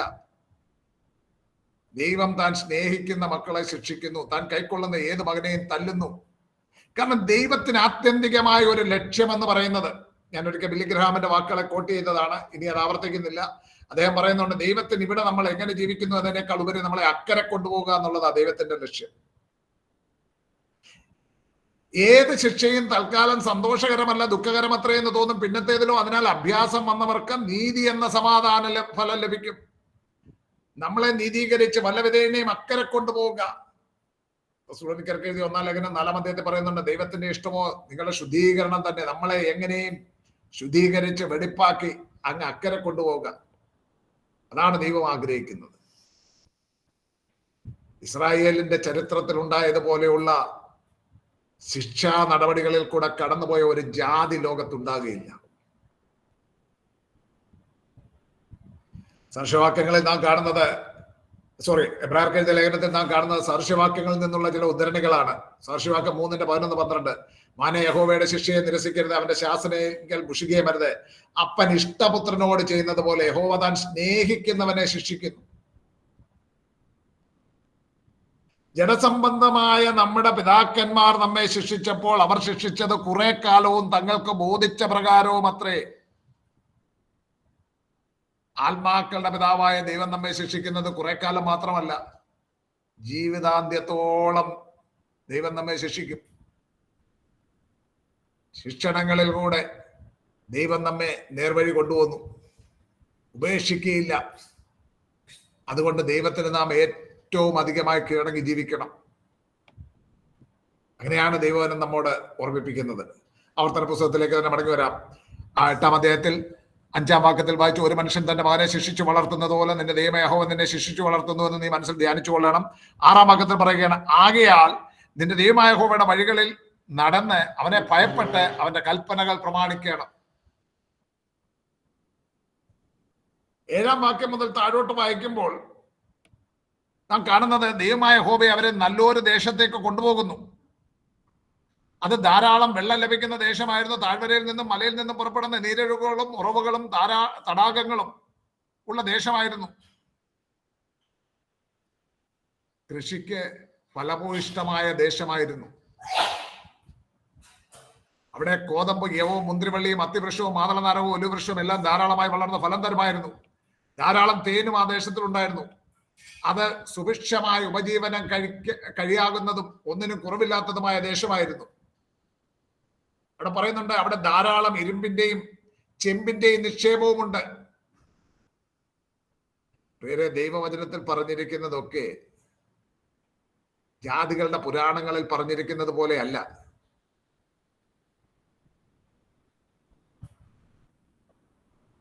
ക്രിസ്തുവിനും 1400-ലധികം വർഷങ്ങൾക്ക് മുൻപ് മോശ ഈ ആവർത്തന പുസ്തകം എഴുതിയതാണെങ്കിൽ അതിൽ പറഞ്ഞിരിക്കുന്നത് പോലെ തന്നെ ഇന്നും ആ പ്രദേശങ്ങളിൽ ചെമ്പിന്റെയും ഇരുമ്പിന്റെയും ധാരാളം ഖനികളുണ്ട്. ഇരുമ്പിന്റെയും ചെമ്പിന്റെയും ധാരാളം ഖനികൾ ആ പ്രദേശത്തുണ്ട്. അങ്ങനെ സമൃദ്ധമായ ആ പ്രദേശത്ത് ചെന്ന് വസിക്കുമ്പോൾ, ആ പ്രദേശത്ത് നിങ്ങൾ എത്തിക്കഴിയുമ്പോൾ കഴിക്കാനുള്ളതുണ്ട്, ചെമ്പിന്റെ ഇരുമ്പിന്റെ നിക്ഷേപങ്ങളുണ്ട്. അവിടെ ചെന്ന് നിങ്ങൾ വസിക്കുമ്പോൾ 10-ാം വാക്യത്തിൽ എന്താണ് പറയുന്നത്? 10 മുതലുള്ള വാക്യങ്ങളിൽ അവരോട് പിന്നെ പറയുന്നത് 8-ാം അധ്യായത്തിന്റെ 10-11 വാക്യങ്ങൾ, നിങ്ങൾ ഭക്ഷിച്ച് തൃപ്തരാകുമ്പോൾ, ഒന്ന് വായിച്ചാട്ടെ. 10 മുതൽ 17 വരെയുള്ള വാക്യങ്ങൾ വായിച്ചാട്ടെ. നീ ഭക്ഷിച്ച് തൃപ്തി പ്രാപിക്കുമ്പോൾ നിന്റെ ദൈവമായ യഹോവ നിനക്ക് തന്നിരിക്കുന്ന നല്ല ദേശത്തെ കുറിച്ച് നീ അവന് സ്തോത്രം ചെയ്യണം. നിന്റെ ദൈവമായ യഹോവയെ നീ മറക്കാതിരിപ്പാനും ഞാൻ ഇന്ന് നിന്നോട് കൽപ്പിക്കുന്ന അവന്റെ കൽപ്പനകളും വിധികളും ചട്ടങ്ങളും അലക്ഷ്യമാക്കാതിരിപ്പാനും നീ ഭക്ഷിച്ച് തൃപ്തി പ്രാപിച്ച് നല്ല വീടുകൾ പണിത് അവയിൽ പാർക്കുമ്പോഴും നിന്റെ ആടുമാടുകൾ പെരുകി നിനക്ക് വെള്ളിയും പൊന്നും ഏറി നിനക്കുള്ളതൊക്കെയും വർദ്ധിക്കുമ്പോഴും നിന്റെ ഹൃദയം നിഗളിപ്പാതിരിപ്പാനും നിന്നെ അടിമ വീടായ മിസ്രയീമിൽ നിന്ന് പുറപ്പെടുവിക്കുകയും അഗ്നി സർപ്പവും തേളും വെള്ളമില്ലാത്ത വരൾച്ചയും ഉള്ള വലിയതും ഭയങ്കരമായ മരുഭൂമിയിൽ കൂടി നിന്നെ കൊണ്ടുവരികയും തീക്കൽ പാറയിൽ നിന്ന് നിനക്ക് വെള്ളം പുറപ്പെടുവിക്കുകയും നിന്നെ താഴ്ത്തി പരീക്ഷിച്ച് പിൻകാലത്ത് നിനക്ക് നന്മ ചെയ്യേണ്ടതിന് മരുഭൂമിയിൽ നിന്റെ പിതാക്കന്മാർ അറിയാത്ത മന്ന കൊണ്ട് പോഷിപ്പിക്കുകയും ചെയ്ത നിന്റെ ദൈവമായ യഹോവയെ നീ മറന്നു. എന്റെ ശക്തിയും എന്റെ കൈയുടെ ബലവും ഈ സമ്പത്തുണ്ടാക്കി എന്ന് നിന്റെ ഹൃദയത്തിൽ പറയാതിരിപ്പാനും സൂക്ഷിച്ചു കൊള്ളണം. മതി. ആകയാൽ നീ കടന്നു ചെല്ലുന്ന ദേശത്ത് നീ നന്മ പ്രാപിക്കുമ്പോൾ നിന്റെ ദൈവമായ യഹോവയുടെ വഴികളിൽ നടന്ന് അവനെ ഭയപ്പെട്ട് അവനോട് നന്ദിയുള്ളവനായി അവന്റെ കൽപ്പനകൾ പ്രമാണിക്കണമെന്ന് മോശ അവരോട് കൽപ്പിക്കുന്നതാണ് ഈ വചനഭാഗങ്ങളിൽ നാം വായിക്കുന്നത്. ഇനി 9-10 അധ്യായങ്ങളിലേക്ക് നമ്മൾ കടക്കുമ്പോൾ അവിടെ കൽപ്പനയുടെ കൽപ്പലകകൾ ഉടച്ചു കളഞ്ഞതിലൂടെ അവരെ പഠിപ്പിക്കുന്ന പാഠങ്ങളാണ്. 9:1 മുതൽ 10:11 വരെ. ദൈവം അവരോട് കൃപ ചെയ്യുന്നത് സംബന്ധിച്ച് മോശ ഒരിക്കൽ കൂടെ ഇസ്രായേൽ മക്കളെ ഓർമ്മിപ്പിക്കുകയാണ്. ദി ഗ്രേസ് ഓഫ് ഗോഡ് 9:1 മുതൽ 6 വരെയുള്ള വാക്യങ്ങളിൽ അവരോട് പറയുകയാണ്, ഇസ്രായേലെ കേൾക്ക. 9-1 വാക്യം ആരംഭിക്കുന്നത് ഇങ്ങനെ: ഇസ്രായേലെ കേൾക്ക. കേൾക്ക എന്ന വാക്ക് 50-ലധികം തവണ ഈ പുസ്തകത്തിൽ ആവർത്തിക്കുന്നുണ്ട്.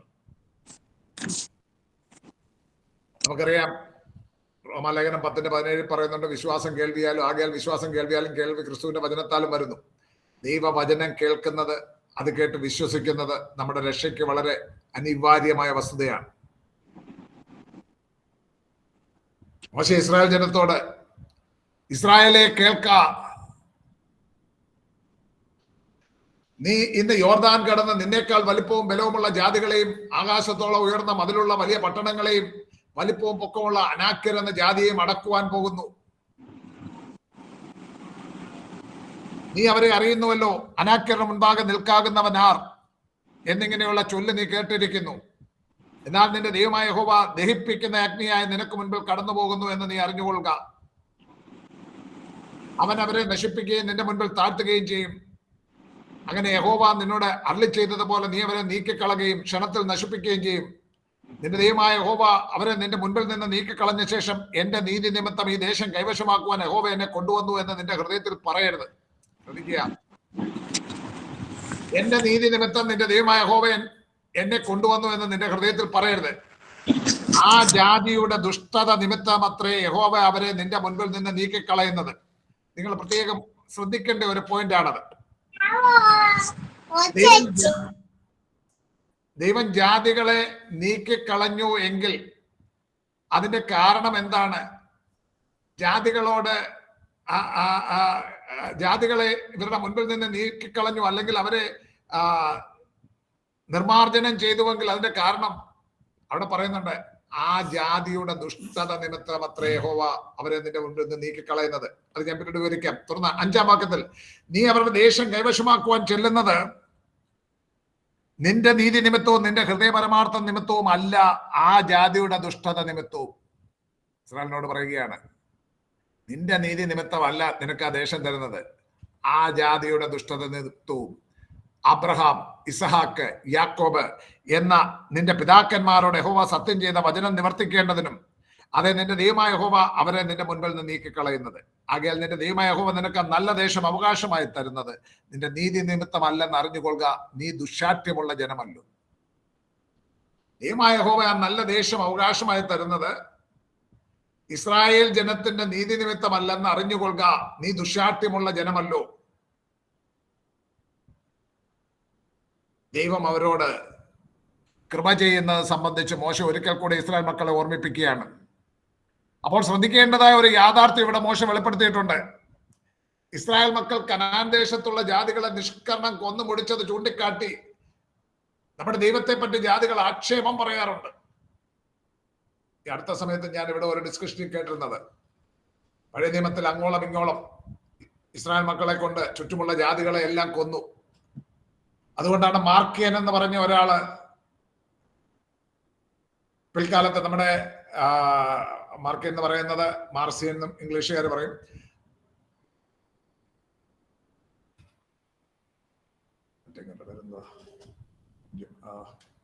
പോളിക്കാർപ്പ്, യോഹന്നാൻ അപ്പോസ്തലന്റെ ഒരു ശിഷ്യനായിരുന്ന പോളിക്കാർപ്പിനെ പറ്റി നിങ്ങൾ കേട്ടിട്ടുണ്ടായിരിക്കാം. പോളിക്കാർപ്പ് നല്ല ഒരു വിശുദ്ധനായിരുന്നു.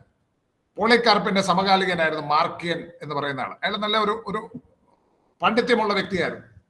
എന്നാൽ മാർക്കിയൻ പറഞ്ഞൊരു കാര്യമുണ്ട്. മാർക്കിയൻ പറഞ്ഞു, ഞാന് പഴയ നിയമത്തിലെ ദൈവത്തെ ഞാൻ വിശ്വസിക്കുന്നില്ല, ഞാൻ പുതിയ നിയമത്തിലെ ദൈവത്തെയാണ് വിശ്വസിക്കുന്നത്. പഴയ നിയമത്തിലെ ദൈവം എന്ന് പറയുന്നത് വളരെ ക്രൂരനായി ജനത്തെ നിഷ്കരണം, ജാതികളെ കൊന്നൊടുക്കിയിട്ടുള്ള ദൈവമാണ്. പുതിയ നിയമത്തിലെ ദൈവം അങ്ങനെയല്ല എന്ന് പറഞ്ഞു. അതൊരു വലിയ തെറ്റായ ഒരു തിയോളജിയാണ്. ഒരിക്കൽ പോളിക്കാർപ്പ് മാർക്കിയനും മുഖാമുഖം വന്നപ്പോൾ, നിങ്ങൾ ചിലർക്കെങ്കിലും ആ കഥ അറിയായിരിക്കും. പോളിക്കാർപ്പിനോട് മാർക്കിയൻ ചോദിക്കുന്നുണ്ട്, നിനക്ക് എന്നെ മനസ്സിലായോ എന്ന് ചോദിക്കുമ്പോൾ പോളിക്കാർപ്പ് തിരിച്ചു പറയുന്ന ഇതാണ്, എനിക്ക് എങ്ങനെ നിന്നെ മറക്കാൻ പറ്റും? ദ ഫസ്റ്റ് ബോൺ ഓഫ് സാത്താൻ, സാത്താന്റെ ഫസ്റ്റ് ബോൺ ആണ് നീ, ഒന്നാമത്തെ പുത്രനാണ്, ആദ്യജാതനാണ് നീ എന്ന് പറഞ്ഞ് മാർക്കിയനെ വിളിക്കുന്നുണ്ട്. കാരണം പഴയ നിയമത്തിലെ ദൈവം ക്രൂരനായി ജാതികളെ കൊന്നൊടുക്കിയെന്നല്ല ദൈവവചനം പഠിക്കുമ്പോൾ നമുക്ക് മനസ്സിലാക്കുവാൻ കഴിയുന്നത്. ഇവിടെ നല്ല വ്യക്തമായി പറയുന്നുണ്ട്. എന്താണ്? ജാതികളെ ദൈവം ശിക്ഷിച്ചുവെങ്കിൽ അവരുടെ ദുഷ്ടത നിമിത്തമായിരുന്നു, അവരുടെ ദുഷ്ടത നിമിത്തമായിരുന്നു. ജാതികളുടെ ദുഷ്ടത നിമിത്തം അത്രേ അവരെ നിന്റെ മുൻപിൽ നിന്ന് നീക്കിക്കളയുന്നത്. ദൈവം അവരുടെ മേൽ നടത്തുന്ന ന്യായവിധിയാണ്. ആ ന്യായവിധി നടപ്പിലാക്കുവാൻ ദൈവജനമായ ഇസ്രായേലിനെ ഉപയോഗിച്ചു എന്ന് മാത്രം. നമ്മോട് ആരെങ്കിലും പറയുകയാണ്, ദൈവം കണ്ടോ ക്രൂരനായി ജാതികളെയൊക്കെ കൊല്ലുന്നതായിട്ട് കാണുന്നുണ്ട്. അങ്ങനെ ചെയ്തുവെങ്കിൽ അവരുടെ മേൽ ന്യായവിധി വരുത്തുവാൻ അവരുടെ ദുഷ്ടത നിമിത്തം ദൈവം പ്രവർത്തിച്ചാണ്. നമ്മള് അബ്രഹാമിനോട് ദൈവം ഉടമ്പടി ചെയ്യുമ്പോൾ ഉൽപ്പത്തി പുസ്തകം 15-ാം അധ്യായത്തിൽ 15-ന്റെ 16-ാം വാക്യം ഒന്ന് വായിച്ചിട്ട്, 15-ന്റെ 16, ഉൽപ്പത്തി 15-ന്റെ 16.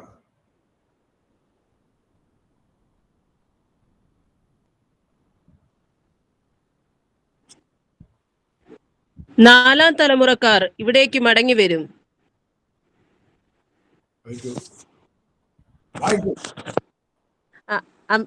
അമ്മോര്യരുടെ അക്രമം ഇതുവരെ തികഞ്ഞിട്ടില്ല എന്ന് അരുളി ചെയ്തു. സൂര്യൻ അസ്തമിച്ചു. നാലാം തലമുറക്കാർ ഇവിടേക്ക് മടങ്ങി വരും. അബ്രഹാമിന്റെ 4-ാം തലമുറ തിരിച്ച് ദേശത്തേക്ക് മടങ്ങി വരും. എന്നിട്ട് പറയുകയാണ്, അമോര്യരുടെ അതിക്രമം ഇതുവരെ തികഞ്ഞിട്ടില്ല. For the sin of the Amorite has not yet reached its full measure എന്നാ പറയുന്നത്. അവരുടെ അതിക്രമത്തിന്റെ ആ പൂർണ്ണ രൂപത്തിലേക്ക് ഇതുവരെ വന്നിട്ടില്ല. അമോര്യർ എന്ന് പറഞ്ഞ അതിക്രമം പ്രവർത്തിക്കുന്ന ഒരു ജാതി അവിടെ പാർക്കുന്നു. കനാൻ ദേശത്ത് പാർത്തിരുന്ന അമോര്യരുടെ അതിക്രമം തികഞ്ഞപ്പോൾ, അമോര്യരുടെ അതിക്രമങ്ങൾ അതിന്റെ പരമകാഷ്ഠയിലെത്തിയപ്പോൾ അവർക്ക് ന്യായവിധി നടത്തി അവരെ നശിപ്പിക്കേണ്ടതിന് അബ്രഹാമിന്റെ സന്തതിയായ ഇസ്രായേൽ ജനത്തെ അവിടേക്ക് കൊണ്ടുവരികയാണ്. 4 തലമുറയെ ഇസ്രായേൽ മക്കളെ ദൈവം കനാൻ ദേശത്ത് കൊണ്ടുവരികയും അതിക്രമക്കാരായ ആ ജാതികളെ ന്യായം വിധിക്കുകയും ചെയ്തു. 15-16 ഇവിടെ ബന്ധിപ്പിച്ച് പഠിക്കണം. ഇനി ആവർത്തന പുസ്തകം 18:9 മുതൽ 12 വരെയുള്ള വചനഭാഗങ്ങളിൽ, ആവർത്തനം 18:9 മുതൽ 12 വരെയുള്ള വചനഭാഗങ്ങൾ വായിക്കുമ്പോൾ അവിടെ അമോര്യരുടെ മ്ലേച്ഛതകൾ എങ്ങനെയുള്ളതായിരുന്നു എന്ന് വിവരിക്കുന്നുണ്ട്. ആവർത്തന പുസ്തകം 18:9-12 ഡ്യൂട്രോണമി 18:9-12. നിന്റെ ദൈവമായ യഹോവ നിനക്ക് തരുന്ന ദേശത്ത് എത്തിയ ശേഷം അവിടുത്തെ ജാതികളുടെ മ്ലേച്ഛതകൾ നീ പഠിക്കരുത്. അവിടുത്തെ ജാതികളുടെ മ്ലേച്ഛതകൾ നീ പഠിക്കരുതെന്ന് പറഞ്ഞിട്ട് മ്ലേച്ഛതകൾ ഓരോന്നായിട്ട് അക്കമിട്ട് പറയുന്നതായിട്ട് കാണാം. അവ എന്തൊക്കെയാണെന്ന് നോക്കാം. 18:10 മുതൽ വായിച്ചാട്ടെ. തന്റെ മകനെയോ മകളെയോ അഗ്നിപ്രവേശനം ചെയ്യിക്കുന്നവൻ മകനെയോ മകളെയോ അഗ്നിപ്രവേശം ചെയ്യിക്കുന്നവൻ പ്രശ്നക്കാരൻ മുഹൂർത്തക്കാരൻ ആഭിചാരകൻ ക്ഷുദ്രക്കാരൻ മന്ത്രവാദി വെളിച്ചപ്പാടൻ ലക്ഷണം പറയുന്നവൻ അഞ്ജനക്കാരൻ എന്നിങ്ങനെയുള്ളവരെ നിങ്ങളുടെ ഇടയിൽ കാണരുത്. അമോര്യരുടെ അവിടെ പാർത്തിരുന്ന കനാൻ ദേശത്ത് പാർത്തിരുന്ന ജാതികളുടെ മ്ലേച്ഛതകൾ ഓരോന്നായിട്ട് പറയുകയാണ്. ഇങ്ങനെയുള്ള മ്ലേച്ഛതകൾ പ്രവർത്തിക്കുന്നവർ നിങ്ങളുടെ ഇടയിൽ കാണരുത്. ഈ കാര്യം ചെയ്യുന്നവനല്ല യഹോവയ്ക്ക് വെറുപ്പാകുന്നു. എന്നിട്ട് അവിടെ പറയുന്ന 12-ാം വാക്യത്തിൽ പറയുന്നത് എന്താണ്? ഇങ്ങനെയുള്ള മ്ലേച്ഛതകൾ നിമിത്തം നിന്റെ ദൈവമായ യഹോവ അവരെ നിന്റെ മുൻപിൽ നിന്ന് നീക്കിക്കളയുന്നു. ഇപ്പൊ മനസ്സിലായ ജാതികളെ എന്തുകൊണ്ടാണ് ന്യായം വിധിച്ചതെന്നും എന്തുകൊണ്ടാണ് ഇസ്രായേൽ അവിടെ വന്നിട്ട് ഇവരെല്ലാം കൊന്നുമുടിക്കാൻ അനുവദിച്ചതെന്നും ക്ലിയറായ പ്രിയമുള്ളവരെ. നിങ്ങളോട് ആരെങ്കിലും ഇനി നാളെ ചോദിക്കുക, കണ്ടോ പഴയ നിയമത്തിലെ ദൈവം കാണിച്ചത് എന്തോ ക്രൂരതയായിരുന്നു എന്ന് ചോദിച്ചാൽ, ആ ക്രൂരതയ്ക്ക് കാരണം ജാതികൾ യഹോവയ്ക്ക് അറപ്പായിരുന്ന, യഹോവയ്ക്ക് വെറുപ്പായിരുന്ന മ്ലേച്ഛതകൾ പ്രവർത്തിച്ചിരുന്ന ജാതികളെ ന്യായം വിധിക്കുവാൻ ദൈവം അങ്ങനെ ചെയ്തതാണ്. ജാതികളെ നീക്കിക്കളയുന്നത് അവരുടെ ദുഷ്ടത നിമിത്തം ദൈവം അവരുടെ ഇടയിൽ നടത്തുന്ന ന്യായവിധിയാണ്.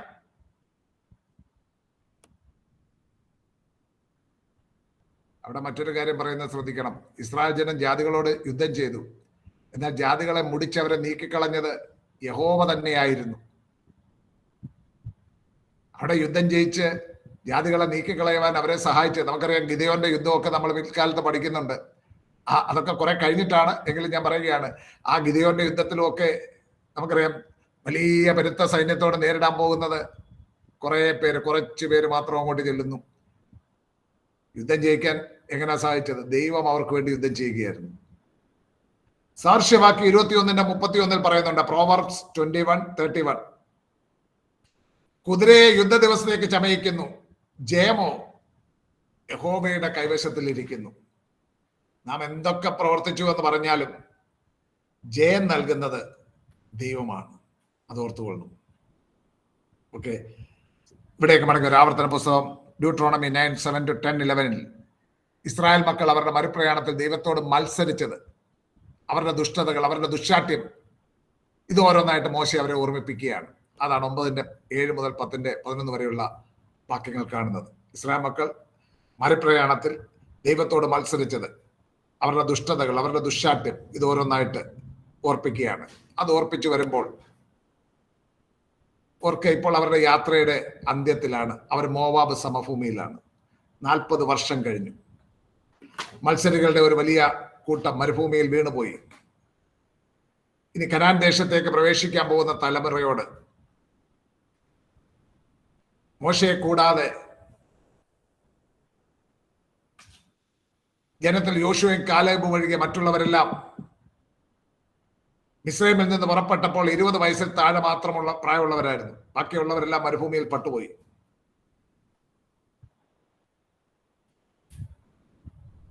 അവരോട് മോശ തങ്ങളുടെ പിതാക്കന്മാരുടെ തെറ്റുകുറ്റങ്ങൾ ഓർമ്മിപ്പിക്കുകയാണ്. ഒന്നിലധികം തവണ ദൈവം അവരെ നശിപ്പിച്ച് കളയുവാൻ ഒരുങ്ങിയതാണ്. അപ്പോഴൊക്കെ മോശ അവർക്ക് വേണ്ടി ഇടിവിൽ നിന്നു. മോശ ഇടിവിൽ നിന്ന് അപേക്ഷിച്ചതുകൊണ്ടാണ് അവർ മുടിഞ്ഞു പോകാഞ്ഞത്. അവർ യഹോവയുടെ കൽപ്പനയോട് മറത്തു, അവനെ വിശ്വസിക്കാതെ അനുസരിക്കാതെ ഇരുന്നത് സംബന്ധിച്ച് 9-ാം അധ്യായത്തിന്റെ 24-25 വാക്യങ്ങളിൽ കാണുന്നുണ്ട്. 9:24-25 വാക്യങ്ങൾ. ഞാൻ നിങ്ങളെ അറിഞ്ഞ നാൾ മുതൽ നിങ്ങൾ യഹോവയോട് മത്സരികളായിരിക്കുന്നു. യഹോവ നിങ്ങളെ നശിപ്പിക്കുമെന്ന് അരുളി ചെയ്തിരുന്നത് കൊണ്ട് ഞാൻ യഹോവയുടെ സന്നിധിയിൽ 40 രാവും 40 പകലും വീണ് കിടന്നു. ഞാൻ യഹോവയോട് അപേക്ഷിച്ചു എന്ന് മോശ അവർ ഓർപ്പിക്കുകയാണ്. മോശ 40 രാവും 40 പകലും അവർക്ക് വേണ്ടി മധ്യസ്ഥത അണച്ച് യഹോവയുടെ സന്നിധിയിൽ വീണ് കിടന്നു. എത്ര തവണ മോശ അങ്ങനെ വീണ് കിടന്നിട്ടുണ്ട്? 40 രാവും 40 പകലും പർവ്വതത്തിൽ എത്ര തവണയാ? 3 തവണ. സ്തോത്രം. ഞാൻ മുമ്പ് അത് പഠിപ്പിച്ചതാണ്. വീണ്ടും നിങ്ങൾക്ക് മുൻപിൽ ആ ചിത്രം നോക്കിയാൽ കാണാം. ആദ്യം മോശ പർവ്വതത്തിൽ പോയി കൽപ്പലകളുമായിട്ട് മടങ്ങി വരുന്നു.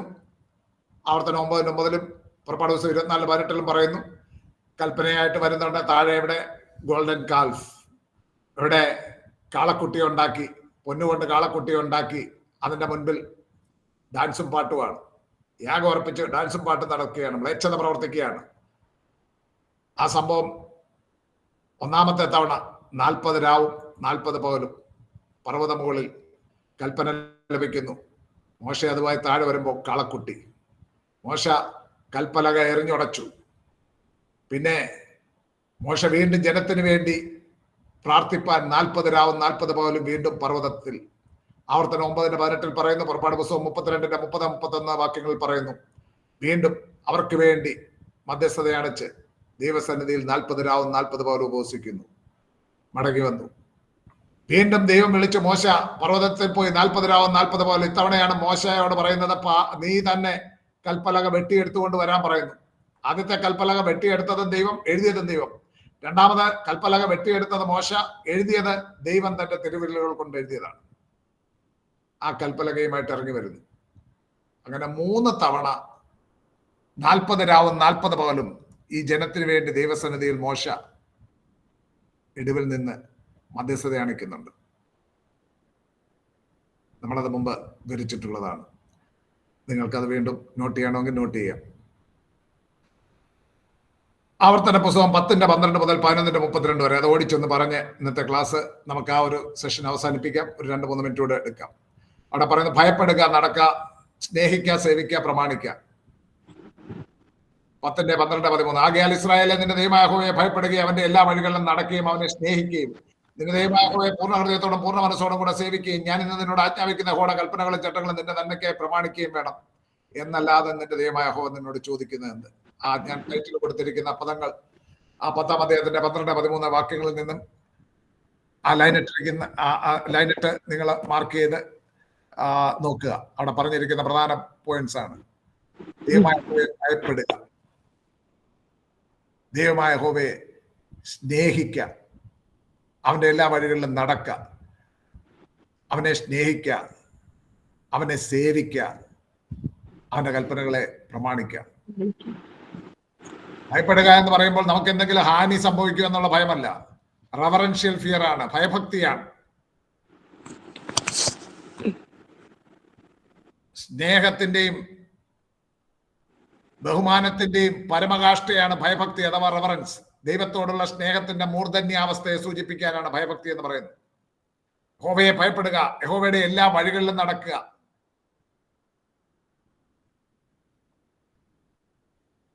ഉൽപ്പത്തി പുസ്തകത്തിൽ നാം ഒരു വ്യക്തിയെ കാണുന്നുണ്ട്. 300 സംവത്സരം ദൈവത്തോടു കൂടെ നടന്നു. ആരാ? ഹാനോക്ക്. 5-ാം അധ്യായത്തിൽ 22-ാം വാക്യത്തിൽ കാണുന്നുണ്ട്. ദൈവവുമായുള്ള ശാശ്വതമായ അഭേദ്യമായ ഒരു കൂട്ടായ്മ, അതാണ് അവിടെ കാണുന്നത്. ദൈവത്തോട് കൂടെ നടക്കുക. ഒരു വ്യക്തിയുടെ കൂടെ നടക്കണമെങ്കിൽ നമുക്ക് എന്ത് വേണം? ആ വ്യക്തി നടക്കുന്നത് പോലെ നാം നടക്കണമെങ്കിലേ നമുക്ക് പോകാനൊക്കത്തുള്ളൂ. നിങ്ങൾ ചില വചനഭാഗങ്ങൾ നോട്ട് ചെയ്യുക, വിവരിക്കാൻ എനിക്ക് സമയമില്ല. എഫേസ്യർ 5:1 മുതൽ 3 വരെ. എഫേസ്യർ 5:1 മുതൽ 3 വരെ. ആകയാൽ പ്രിയമക്കൾ എന്ന പോലെ ദൈവത്തെ അനുകരിപ്പീൻ. ക്രിസ്തു നിങ്ങളെ സ്നേഹിച്ച് നമുക്ക് വേണ്ടി തന്നെ സൗരഭ്യവാസനയായ വഴിപാട് യാഗമർപ്പിച്ചുള്ള സ്നേഹത്തിൽ നടപ്പീൻ. ദുർനടപ്പ്, യാതൊരു അശുദ്ധി, അത്യാഗ്രഹം നിങ്ങളുടെ ഇടയിൽ പേർ പറക പോലും അരുത്. 5:1 മുതൽ. ലേവ്യ 19:2. നിങ്ങൾ 19:2. നീ ഇസ്രായേൽ മക്കളുടെ സർവ്വസഭയോടും പറയേണ്ടത് എന്നാൽ നിങ്ങളുടെ ദൈവമായ യഹോവ എന്ന ഞാൻ വിശുദ്ധനാകിയാൽ നിങ്ങളും വിശുദ്ധരായിരിക്കും. ലേവ്യ 19:2. അപ്പൊ ദൈവത്തോടു കൂടെ നടക്കണമെങ്കിൽ, ദൈവത്തെ അനുകരിച്ച് അല്ലെങ്കിൽ ദൈവത്തിന്റെ കാൽച്ചുവടുകൾ അനുകരിച്ച് മുന്നോട്ട് പോകണം. ദൈവം വിശുദ്ധനായിരിക്കുന്നതുകൊണ്ട് നിങ്ങളും വിശുദ്ധരായിരിക്കണം. 1 പത്രോസ് 1:13 മുതൽ 17 വരെയുള്ള വാക്യങ്ങൾ നോക്കിക്കോളാം. 1 പത്രോസ് 1:13 മുതൽ 17 വരെ. ആകയാൽ നിങ്ങൾ മനസ്സുറപ്പിക്കുക എന്ന് പറഞ്ഞാൽ ഗേഡ് up the loins of your mind. നിങ്ങളുടെ മനസ്സിന്റെ അരക്കച്ച മുറുക്കിക്കൊണ്ട് യുദ്ധസന്നദ്ധനായി നിൽക്കുവാൻ ഒരുത്തൻ അരക്കച്ച കെട്ടും. അതുപോലെ അവിടെ പറഞ്ഞിരിക്കും മനസ്സുറപ്പിക്കുക എന്ന് പറഞ്ഞാൽ മനസ്സിന്റെ അരക്കച്ച കെട്ടിക്കൊണ്ട് നിർമ്മതരായി എന്ന് പറഞ്ഞാൽ സുബോധമുള്ളവരായി യേശു ക്രിസ്തുവിന്റെ പ്രത്യക്ഷതയെങ്കിൽ നിങ്ങൾക്ക് വരുവാനുള്ള കൃപയിൽ പൂർണ്ണ പ്രത്യാശ വെച്ചുകൊള്ളുകയും പണ്ട് നിങ്ങളുടെ അജ്ഞാന കാലത്തുണ്ടായിരുന്ന മോഹങ്ങളെ മാതൃകയാക്കാതെ നിങ്ങളെ വിളിച്ച വിശുദ്ധനത്തോണം അനുസരണമുള്ള മക്കളായി എല്ലാ നടപ്പിലും വിശുദ്ധരാകുവിൻ. ദൈവത്തോടു കൂടെ നടക്കണമെങ്കിൽ വിശുദ്ധരായി നടക്കണം. എന്നിട്ട് അവിടെ പറയുന്നത്, ഞാൻ വിശുദ്ധനാകിയാൽ നിങ്ങളും വിശുദ്ധരാകുവിൻ എന്ന് എഴുതിയിരിക്കുന്നുവല്ലോ. ആവർത്തന പുസ്തകത്തെ ഉദ്ധരിച്ചിരിക്കുകയാണ്. മുഖപക്ഷം കൂടാതെ ഓരോരുത്തരുടെ പ്രവർത്തിക്ക് തക്കവണ്ണം ന്യായം വിധിക്കുന്നവനെ നിങ്ങൾ പിതാവെന്ന് വിളിക്കുന്നുവെങ്കിൽ നിങ്ങളുടെ പ്രവാസകാലം ഭയത്തോടെ കഴിപ്പീൻ. അപ്പം നമ്മളെ വിളിച്ചിരിക്കുന്നവൻ വിശുദ്ധനാകൊണ്ട് അവനോട് കൂടെ നടപ്പാൻ എല്ലാ നടപ്പിലും നാം വിശുദ്ധരായിരിക്കണം. അപ്പൊ നമ്മൾ എന്തൊക്കെ കണ്ടു കഴിഞ്ഞു? ഭയപ്പെടുക, പിന്നെ ഭയപ്പെടാൻ പറഞ്ഞു, നടക്കുക എന്ന് പറഞ്ഞു. മൂന്നാമത് എന്താ പറഞ്ഞിരിക്കുന്നത്? യഹോവയെ സ്നേഹിക്കുക. ന്യായപ്രമാണത്തിൽ ഏത് കൽപ്പനയാ വലുതെന്ന് കർത്താവിനോട് ചോദിച്ച സംഭവം നമുക്കറിയാം. മത്തായി 22:37 മുതൽ 40 വരെ നോട്ട് ചെയ്താൽ മതി. ഞാനത് പലതവണ പറഞ്ഞിട്ടുള്ള ആവർത്തിക്കുന്നില്ല. മത്തായി 22:37 മുതൽ 40 വരെ. ദൈവത്തെ പൂർണ്ണ മനസ്സോടും പൂർണ്ണ ആത്മാവോടും പൂർണ്ണ ശക്തിയോടും സ്നേഹിക്കുകയും നിന്റെ കൂട്ടുകാരനെ നിന്നെ പോലെ തന്നെ സ്നേഹിക്കുകയും വേണം. Thank you. അതാണത്. റോമർ ലേഖനം 13:10 അതോടെ നോട്ട് ചെയ്തേ. റോമർ 13:10 സ്നേഹം കൂട്ടുകാരന് ദോഷം പ്രവർത്തിക്കുന്നില്ല, ആകയാൽ സ്നേഹം ന്യായപ്രമാണത്തിന്റെ നിവൃത്തി തന്നെ. യാക്കോബിന്റെ ലേഖനത്തിൽ പറയുന്നു, കൂട്ടുകാരനെ നിന്നെ തന്നെ സ്നേഹിക്കുക എന്ന രാജകീയ ന്യായപ്രമാണം. 2-ാം അധ്യായത്തിലാണെന്ന് തോന്നുന്നു, റൈറ്റ് സൈഡിലാണ് രാജകീയ ന്യായപ്രമാണം. ഓക്കെ, അപ്പൊ 3 കാര്യങ്ങളായി. ഭയപ്പെടുക, അവന്റെ എല്ലാ വഴികളിലും നടക്കുക, അവനെ സ്നേഹിക്കുക. 3, യഹോവയുടെ കൽപ്പനകളും ചട്ടങ്ങളും നിന്റെ നന്മയ്ക്കായി പ്രമാണിക്കുക. ദൈവജനത്തിന്റെ നന്മയാണ് കൽപ്പനകളും ചട്ടങ്ങളും അനുസരിക്കുന്നതിലൂടെ ലക്ഷ്യമാക്കുന്നത്. അവയെ പ്രമാണിക്കുമ്പോൾ ദൈവം അനുഗ്രഹിക്കും.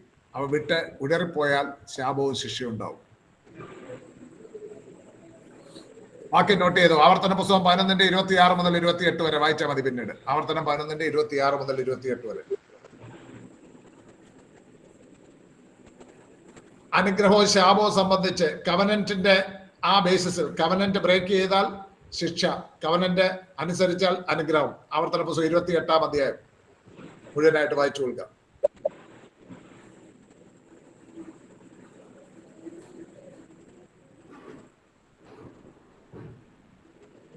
അടുത്ത പോർഷനിലേക്ക് ഞാൻ പോകുന്നില്ല. അവ ഭയപ്പെടുക, സ്നേഹിക്കുക, സേവിക്കുക, പ്രമാണിക്കുക. അടുത്ത ക്ലാസ്സിൽ നമുക്കത് എടുക്കാം. ഞാനത് ഓടിച്ചോടിച്ചു പോയാൽ നിങ്ങളോട് ദൈവത്തോടും ഭവനത്തോടും നീതി പുലർത്താൻ സാധിക്കില്ല. അതുകൊണ്ട് ഞാൻ ഇന്നത്തെ ക്ലാസ് ഇവിടെ കൺക്ലൂഡ് ചെയ്യുകയാണ്. ബ്രദർ കണ്ണദാസൻ പ്രാർത്ഥിച്ചാണ്.